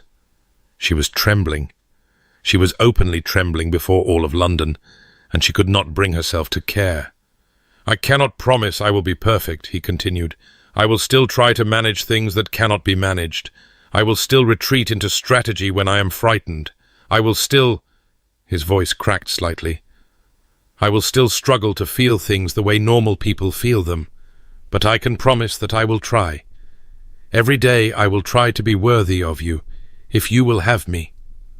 The words hung in the air, and Rosalind opened her mouth to answer, "Enough of this charade." The Dowager Duchess's voice cut through the silence like a blade. She stepped forward from the crowd, her face twisted with cold fury. "I have tolerated this courtship because I believed my nephew would come to his senses, but I see now that stronger measures are required." She turned to face the assembled guests, her voice carrying across the ballroom. "Before the Duke makes a fool of himself further, the Ton should know the truth about Miss Blackwood's circumstances." "Aunt," Sebastian rose, his voice dangerous, "be very careful. Her father's shipping business has failed." The Dowager continued as though he had not spoken. "His ships were lost at sea 3 weeks ago. The Blackwood fortune is destroyed. The dowry that made Miss Blackwood barely acceptable as a match for my nephew no longer exists." Gasps rippled through the crowd. Rosalind felt the blood drain from her face. "She is penniless," the Dowager continued, satisfaction dripping from every word. "A merchant's daughter without even a merchant's fortune to recommend her. Whatever understanding may have existed between her and my nephew is now clearly impossible. The Duke of Thornfield cannot marry a nobody." Sebastian's face had gone pale with fury. "This is not your decision to make." "It is done, Sebastian. I made certain of it. The rumors have already spread.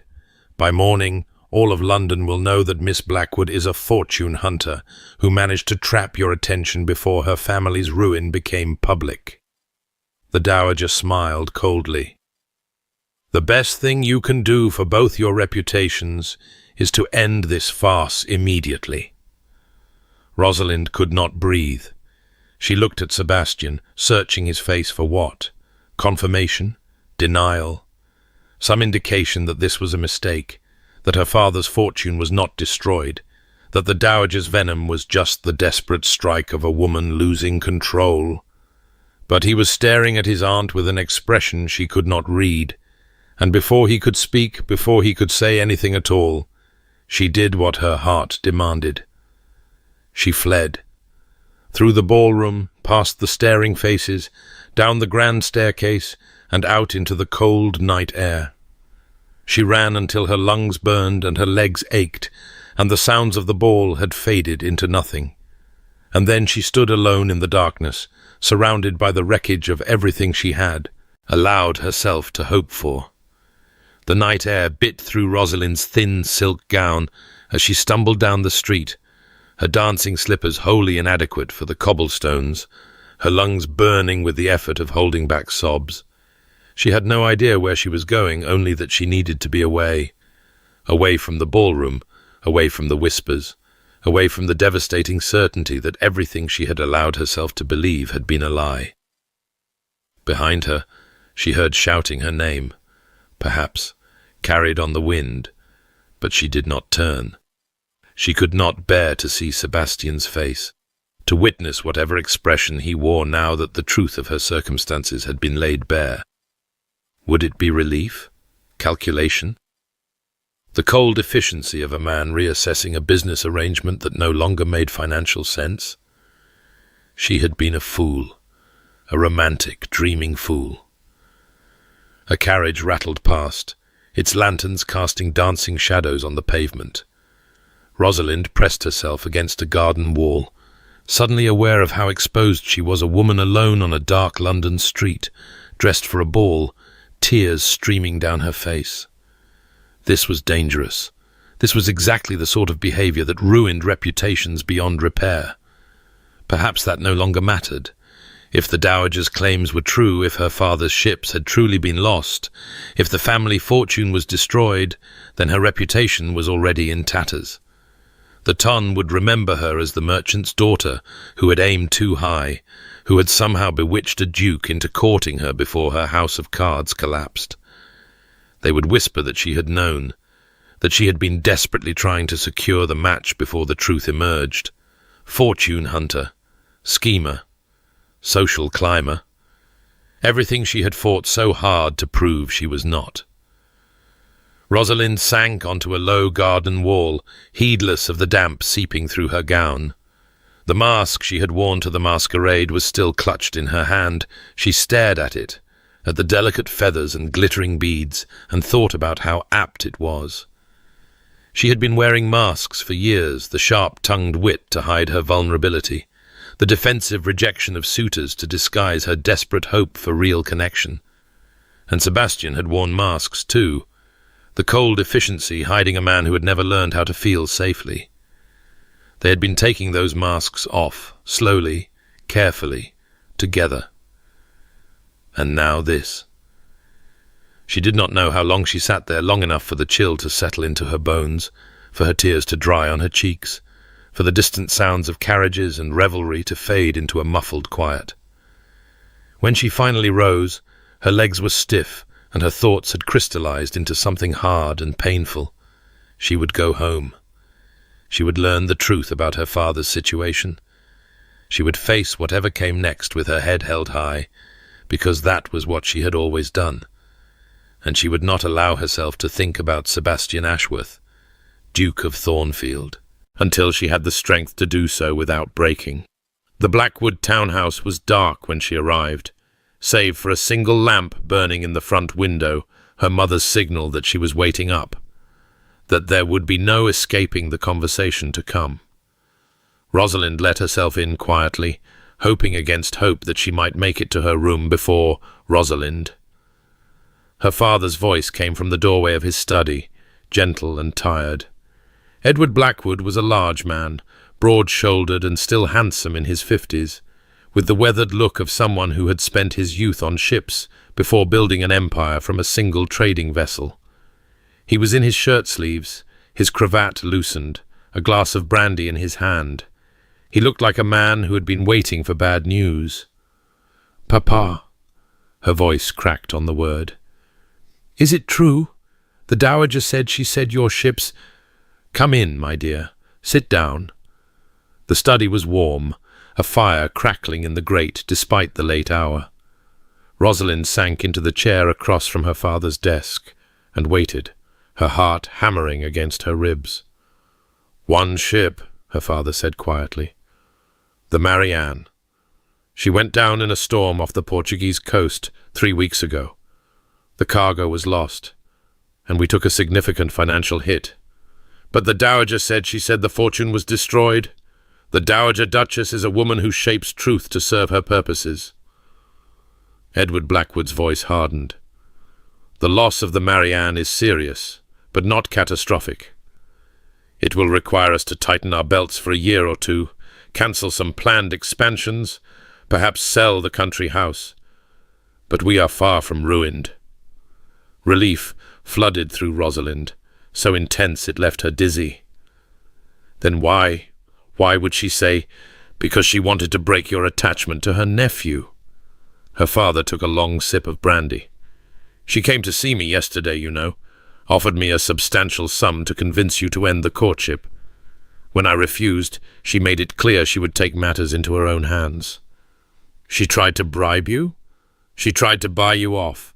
There is a difference, though I confess I'm too tired to pass it at the moment. He set down his glass and looked at her with the keen, assessing gaze that had built an empire from nothing. The question now is, what do you want? Rosalind stared at him. What do I want? The Duke. This courtship. This path you have been walking these past months. He leaned forward. I have watched you change, Rosalind. I have watched you soften in ways I had begun to fear you never would. You smile more. You laugh more. You speak of the future with something other than resignation. He paused. Do you love him? The question hung in the air, stark and impossible to evade. I do not know, she whispered. I thought I was beginning to. But if he believes what his aunt said, if he thinks I am penniless and was only after his money, then he is a fool, and you are well rid of him. But what if... She stopped, forcing herself to confront the fear she had been avoiding. What if it was all strategy? What if the courtship was just another negotiation, another transaction, and the moment the terms changed, a commotion in the hallway cut her off. Raised voices, her mother's sharp tones, and beneath them a deeper voice that made Rosalind's heart stop entirely.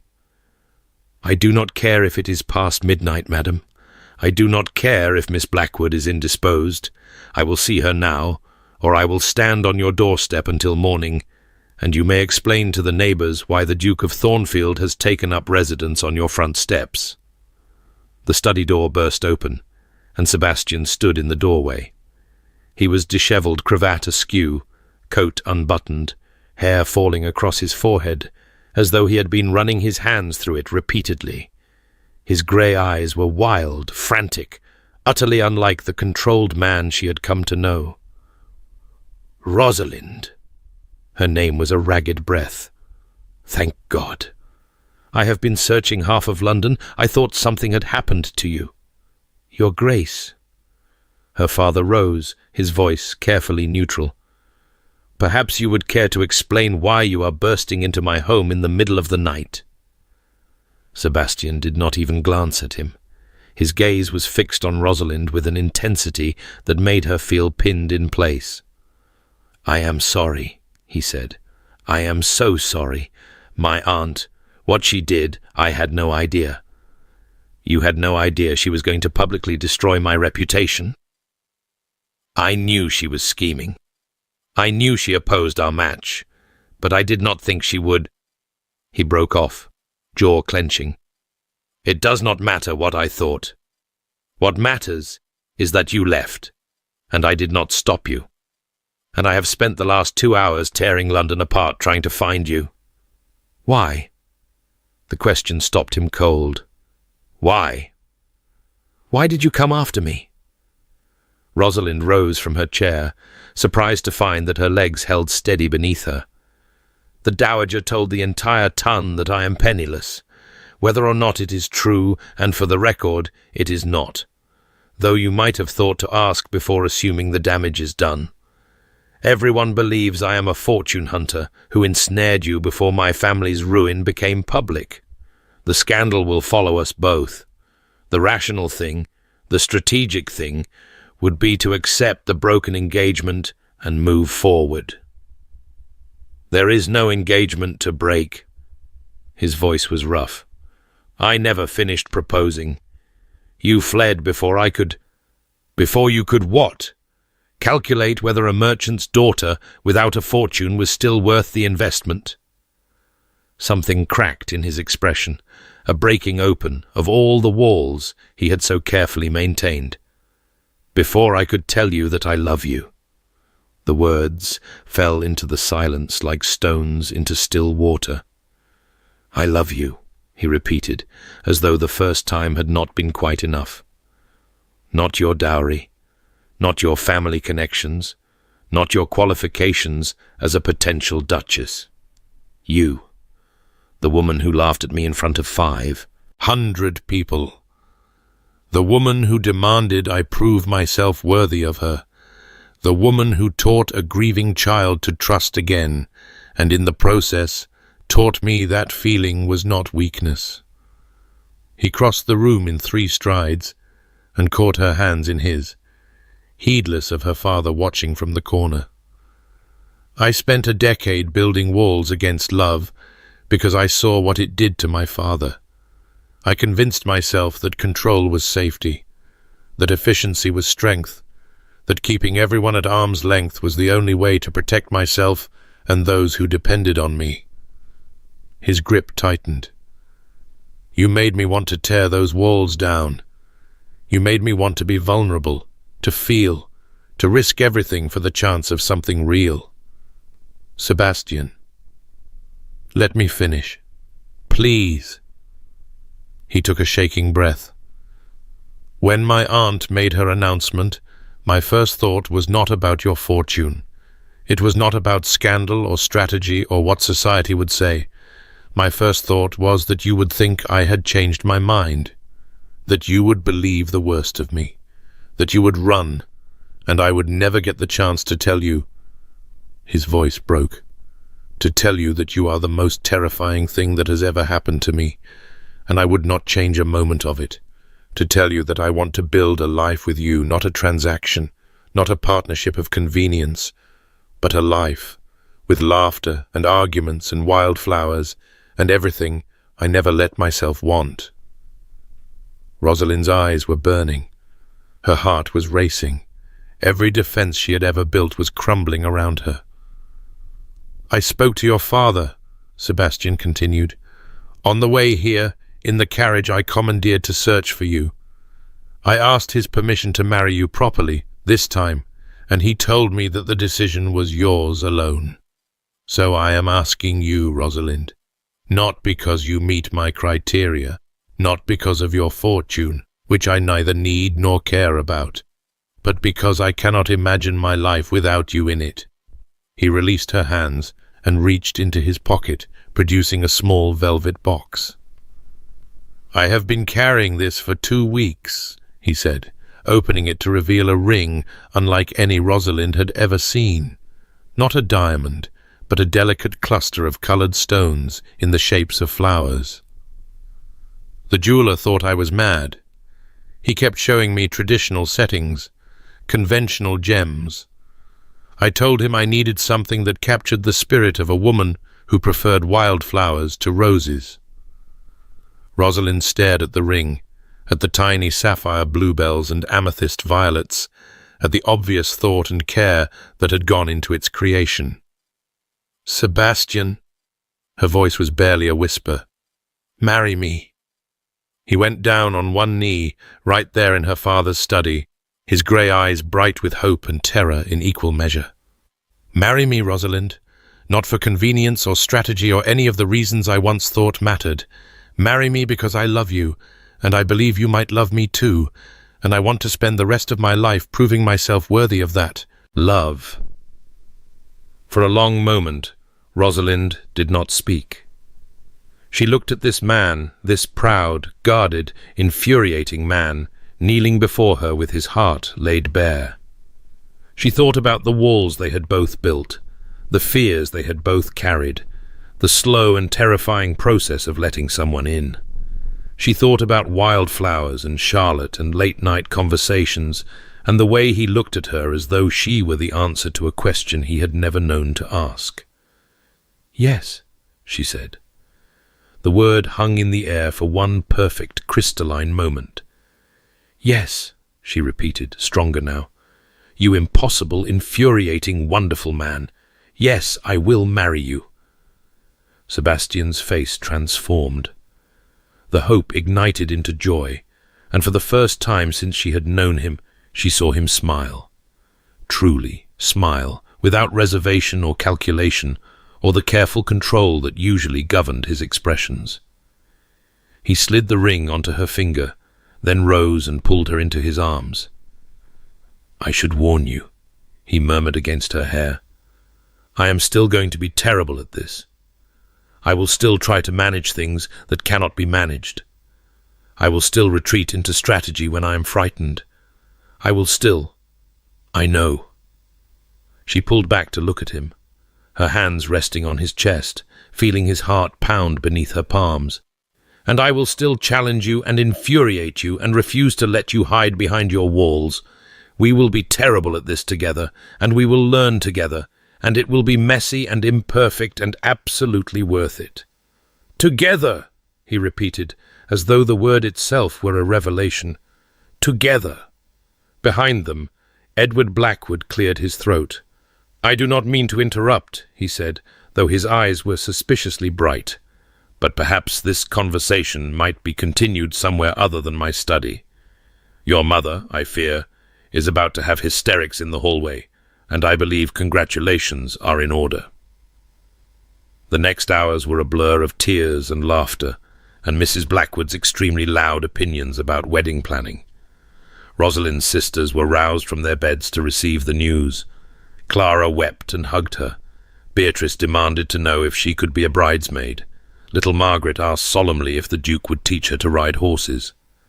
Sebastian bore it all with remarkable patience, answering Margaret's questions with grave seriousness and promising Beatrice a significant role in the wedding party. When Mrs. Blackwood finally allowed them a moment alone, chaperoned, of course, by Clara dozing in the corner, he caught Rosalind's hand and pressed a kiss to her knuckles. "My aunt will not accept this gracefully." "I did not expect her to. She may make things difficult. She has influence, and she is not above using it. Then we will face her together." Rosalind met his eyes. "You said you would no longer hide behind walls. This is what that looks like, confronting the people who would keep you isolated and afraid." "I know." He paused. "I went to her first, before I came to find you. I told her that if she ever moved against you or your family again, I would use every ounce of influence I possess to destroy her socially. I would cut off her allowance, bar her from Thornfield properties, and make it publicly known that her claims about your family were deliberate lies." Rosalind stared at him. "You threatened your own aunt?" "I protected my future wife." His voice was hard. "She needed to understand that her position in my household is contingent on her behavior, and that I will not tolerate any further attempts to manipulate my life or hurt the people I love." "Sebastian." Rosalind did not know whether to be touched or horrified. "She will retire to the country estate," he continued. "She has already agreed. I suspect she will eventually reconcile herself to the situation. She is pragmatic, if nothing else, but until then, she will not trouble us." "Just like that?" "Just like that." He lifted her hand and kissed her palm, his lips warm against her skin. "I told you I would learn to protect what matters. You matter, Rosalind. More than duty, more than reputation, more than anything I once thought was important." She leaned forward and kissed him properly, fully, with none of the propriety that had governed their courtship. He made a soft sound of surprise, and then responded in kind, one hand cupping her face, while the other drew her closer. When they finally broke apart, both breathing unsteadily, Clara was pointedly looking at the ceiling. "Perhaps," Rosalind managed, "we should return to discussing wedding dates." The smile Sebastian gave her was the most beautiful thing she had ever seen. They married 6 weeks later, in a quiet ceremony attended only by those who truly mattered, the Blackwood family, Charlotte, a handful of genuine friends from both their circles. There was no grand society wedding, No hundreds of guests gathered to witness the union of the Duke of Thornfield and the merchant's daughter. There was only a small country church, sunlight streaming through ancient windows, and two people pledging themselves to each other with open hearts. Rosalind wore a gown of ivory silk, simple and elegant, with wildflowers woven through her hair instead of the traditional orange blossoms. Charlotte stood beside her as bridesmaid, glowing with a happiness that would have been unthinkable a few months before. Sebastian waited at the altar in his formal attire, but when Rosalind reached him, she saw that his cravat pin was a tiny bluebell wrought in sapphire, a private symbol that made her heart swell. "You look," he murmured as she took her place beside him, "like everything I never let myself want. You are going to make me cry before we even say our vows. Then I shall endeavour to be more stoic." But his eyes were shining, and his hand trembled slightly as he reached for hers. The ceremony was brief and beautiful. They spoke their vows clearly, looking into each other's eyes, meaning every word. When the vicar pronounced them man and wife, Sebastian kissed her with a tenderness that made her forget they had an audience at all. Afterwards, there was a wedding breakfast at Sebastian's country estate, the one that had been the dowager's retreat, now transformed into a warm and welcoming home. Charlotte had helped with the decorations, strewing wildflowers across every available surface and hanging ribbons in Rosalind's favourite colours. She wanted it to be perfect, Sebastian explained quietly, watching his ward direct servants with the confidence of a young lady who had finally found her place. She has been planning this for weeks. I believe she may have also written a poem, though she refused to let me read it. She seems so different from the girl I met that first day. She is. His voice softened. She is laughing again. She is making friends. Last week she asked if she might call you aunt once we were married, and I do not think I have ever been so moved by a simple question. Rosalind's eyes stung. What did you tell her? I told her she would have to ask you herself. I did not wish to presume. As if summoned by the conversation, Charlotte appeared at Rosalind's elbow, her face flushed with excitement and a touch of nervousness. The poem was dreadful, she announced. I burned it, but I practiced a speech instead, and I think it is somewhat less embarrassing, so may I say it now? Sebastian opened his mouth to protest, but Rosalind caught his arm. We would be honoured to hear it. Charlotte took a deep breath.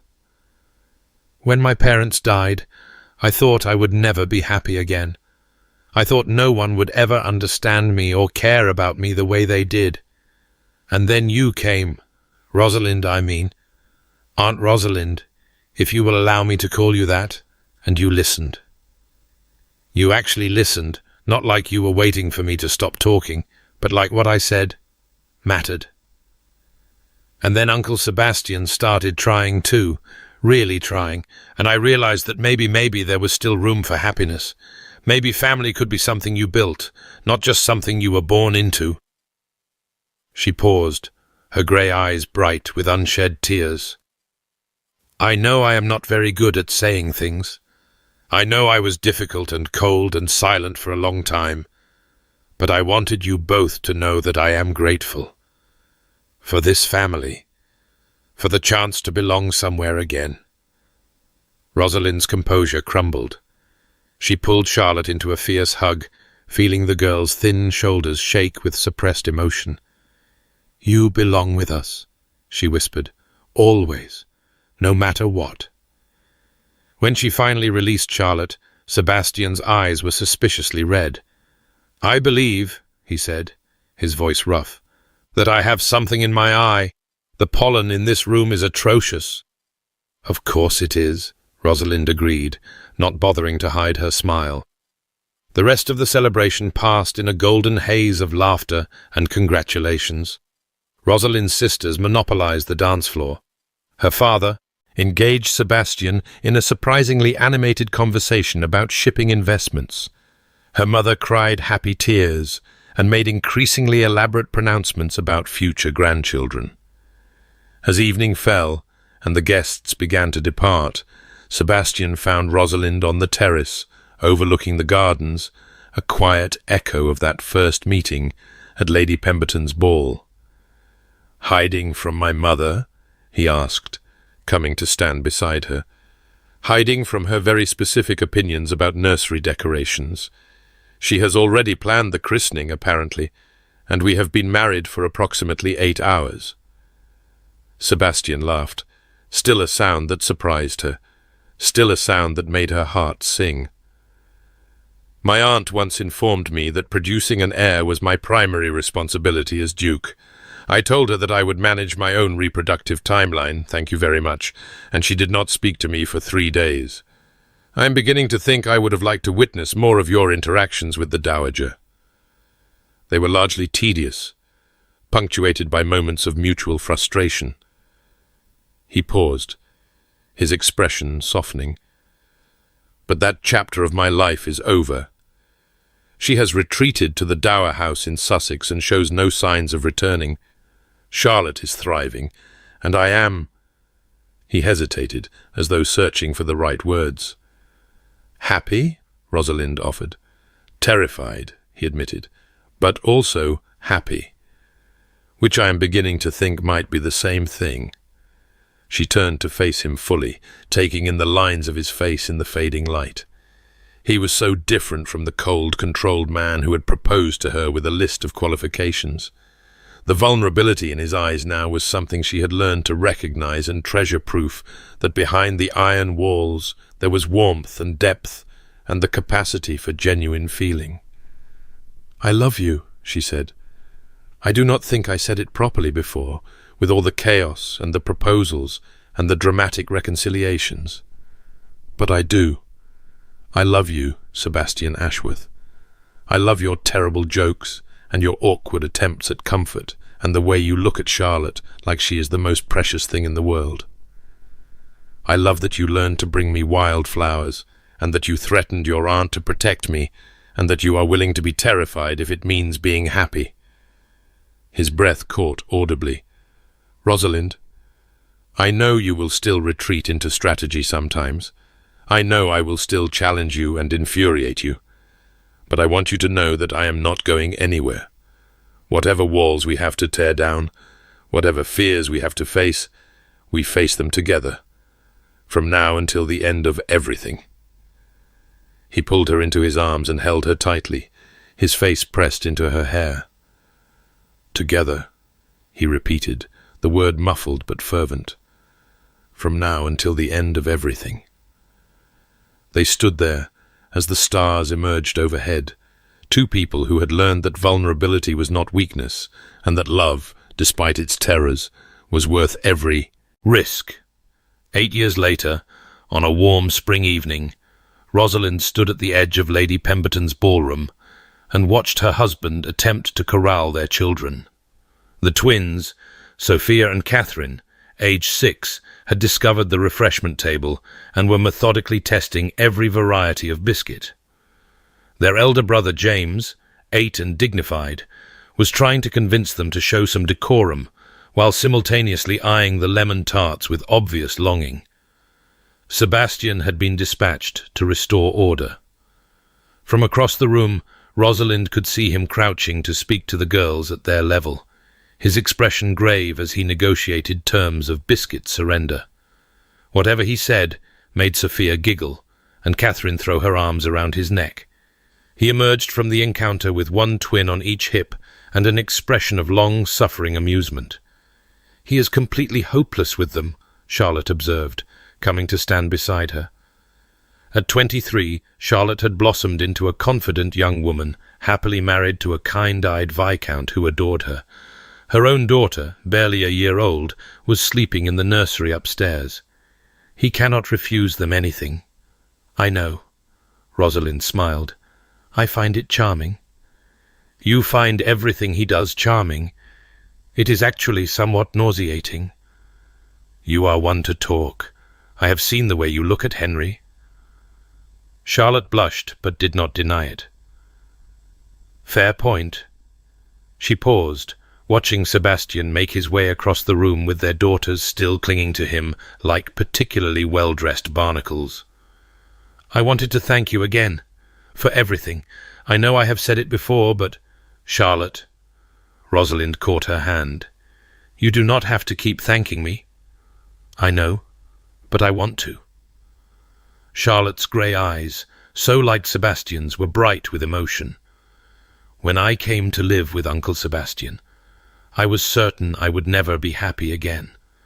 I was so angry and so sad and so convinced that no one could ever fill the space my parents left. And then you came along and proved me wrong.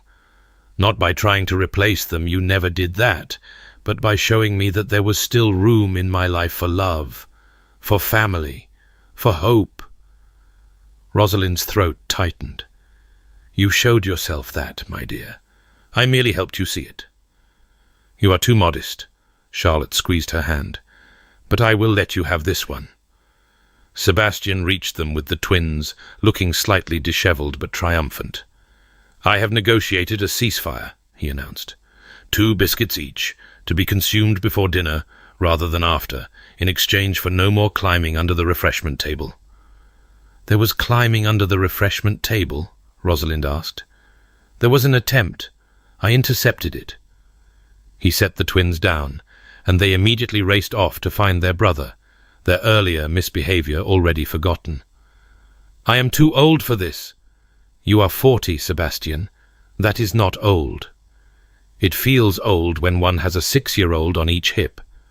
But he was, smiling, the creases around his eyes deep with contentment. "Have I mentioned that I love you today?" "Only 4 times. I am slipping." He caught her hand and pressed a kiss to her knuckles. "I love you, Rosalind Ashworth. I love our chaotic, biscuit-stealing children. I love this life we have built together." "Even when the twins climb under refreshment tables?" "Especially then." He pulled her closer, heedless of the society matrons watching with barely concealed interest. "Because 8 years ago, I was a man who thought he could not feel anything without being destroyed. And now I have you and Charlotte and 3 children who refuse to respect the proper hierarchy of meal courses, and I am happier than I ever thought possible." Across the room, the orchestra struck up a waltz, the same waltz, Rosalind realized, that had been playing the night of Lady Thornton's masquerade ball, the night Sebastian had proposed, and the Dowager had tried to destroy them, and everything had seemed hopeless. "Dance with me," Sebastian murmured, echoing the words he had spoken that night. "Here, now, the children. Charlotte will watch them, and I believe we have some unfinished business on this terrace." He led her through the ballroom, past the gossiping guests and the musicians and their own children, who barely spared them a glance as they disappeared through the glass doors. The terrace was quiet, the London evening soft with spring warmth. Somewhere in the gardens below, a nightingale was singing. "This is where it all began," Sebastian said, pulling her into his arms. "This very terrace. You told me I had forgotten to ask you. And you told me you would learn." Rosalind smiled up at him. "I believe you have. I am still learning. Every day, with you." He began to move, leading her in a slow waltz that had nothing to do with the music drifting from inside and everything to do with the rhythm of their own hearts. "Do you know what I was thinking that night at the Pemberton ball, when you laughed at me in front of everyone?" "I have always wondered. I was thinking that I had never met anyone who had the courage to do what you did, to refuse what society told you to accept, to demand more than anyone thought you deserved." His grey eyes held hers. "I was thinking that you were the most extraordinary woman I had ever encountered, and that I was almost certainly going to make a complete fool of myself trying to win you. You did make a complete fool of yourself. I know. It was worth it." He dipped her suddenly, making her gasp and clutch at his shoulders. Every moment of humiliation, every awkward attempt at courtship, every lesson in wildflowers and listening and feeling without armor. Worth it. He pulled her upright and kissed her, the way he had wanted to kiss her that first night, deeply, thoroughly, without concern for propriety or society or anything but the woman in his arms. When they broke apart, Rosalind was breathless and smiling.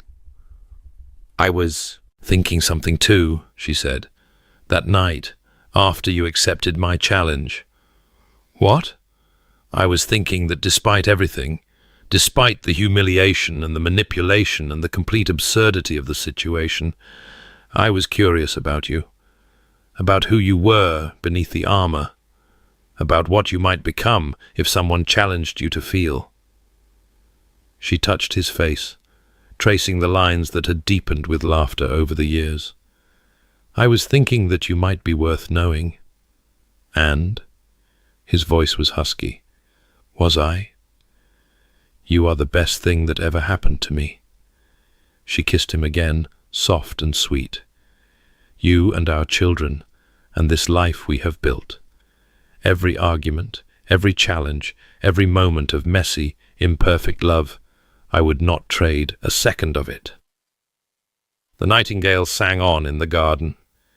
Inside, their children were probably getting into some new mischief that Charlotte was valiantly attempting to manage. The ton continued to swirl and gossip and concern itself with scandals that would be forgotten by morning. And on the terrace where they had first begun, Rosalind and Sebastian danced beneath the stars, two people who had learned that the greatest risk was not love itself, but the failure to try. "Sebastian?" Rosalind murmured against his shoulder. "Thank you for learning to ask properly." He laughed, the sound rich and warm and entirely unguarded. "Thank you," he said, "for being worth asking." They danced on, wrapped in each other and in the life they had chosen, until Charlotte appeared in the doorway to inform them, with studied patience, that James had accidentally knocked over a candelabra, and perhaps they should return to supervise before the entire ballroom caught fire. Sebastian sighed. "I suppose we must. I suppose we must." But Rosalind was smiling as she took his hand and led him back inside, back to their children and their chaos and their perfectly imperfect life. Behind them, the nightingale finished its song, and the stars shone on over London, indifferent to the small human dramas unfolding beneath them. But in the Thornfield carriage an hour later, crammed with 3 sleeping children and 1 exhausted husband, Rosalind found herself thinking that the stars were wrong to be indifferent. Because love, real love, hard-won love, love that had been tested and challenged and proven true, was the most extraordinary thing the universe had ever created. And she was lucky enough to have found it. She leaned her head against Sebastian's shoulder and closed her eyes, listening to her children breathe and her husband's heartbeat and the quiet sounds of a life she had never dared to dream she would have. "I love you," she whispered, too soft for anyone but him to hear. His arm tightened around her. "I know," he whispered back. "I love you too. Forever." Forever sounded exactly right.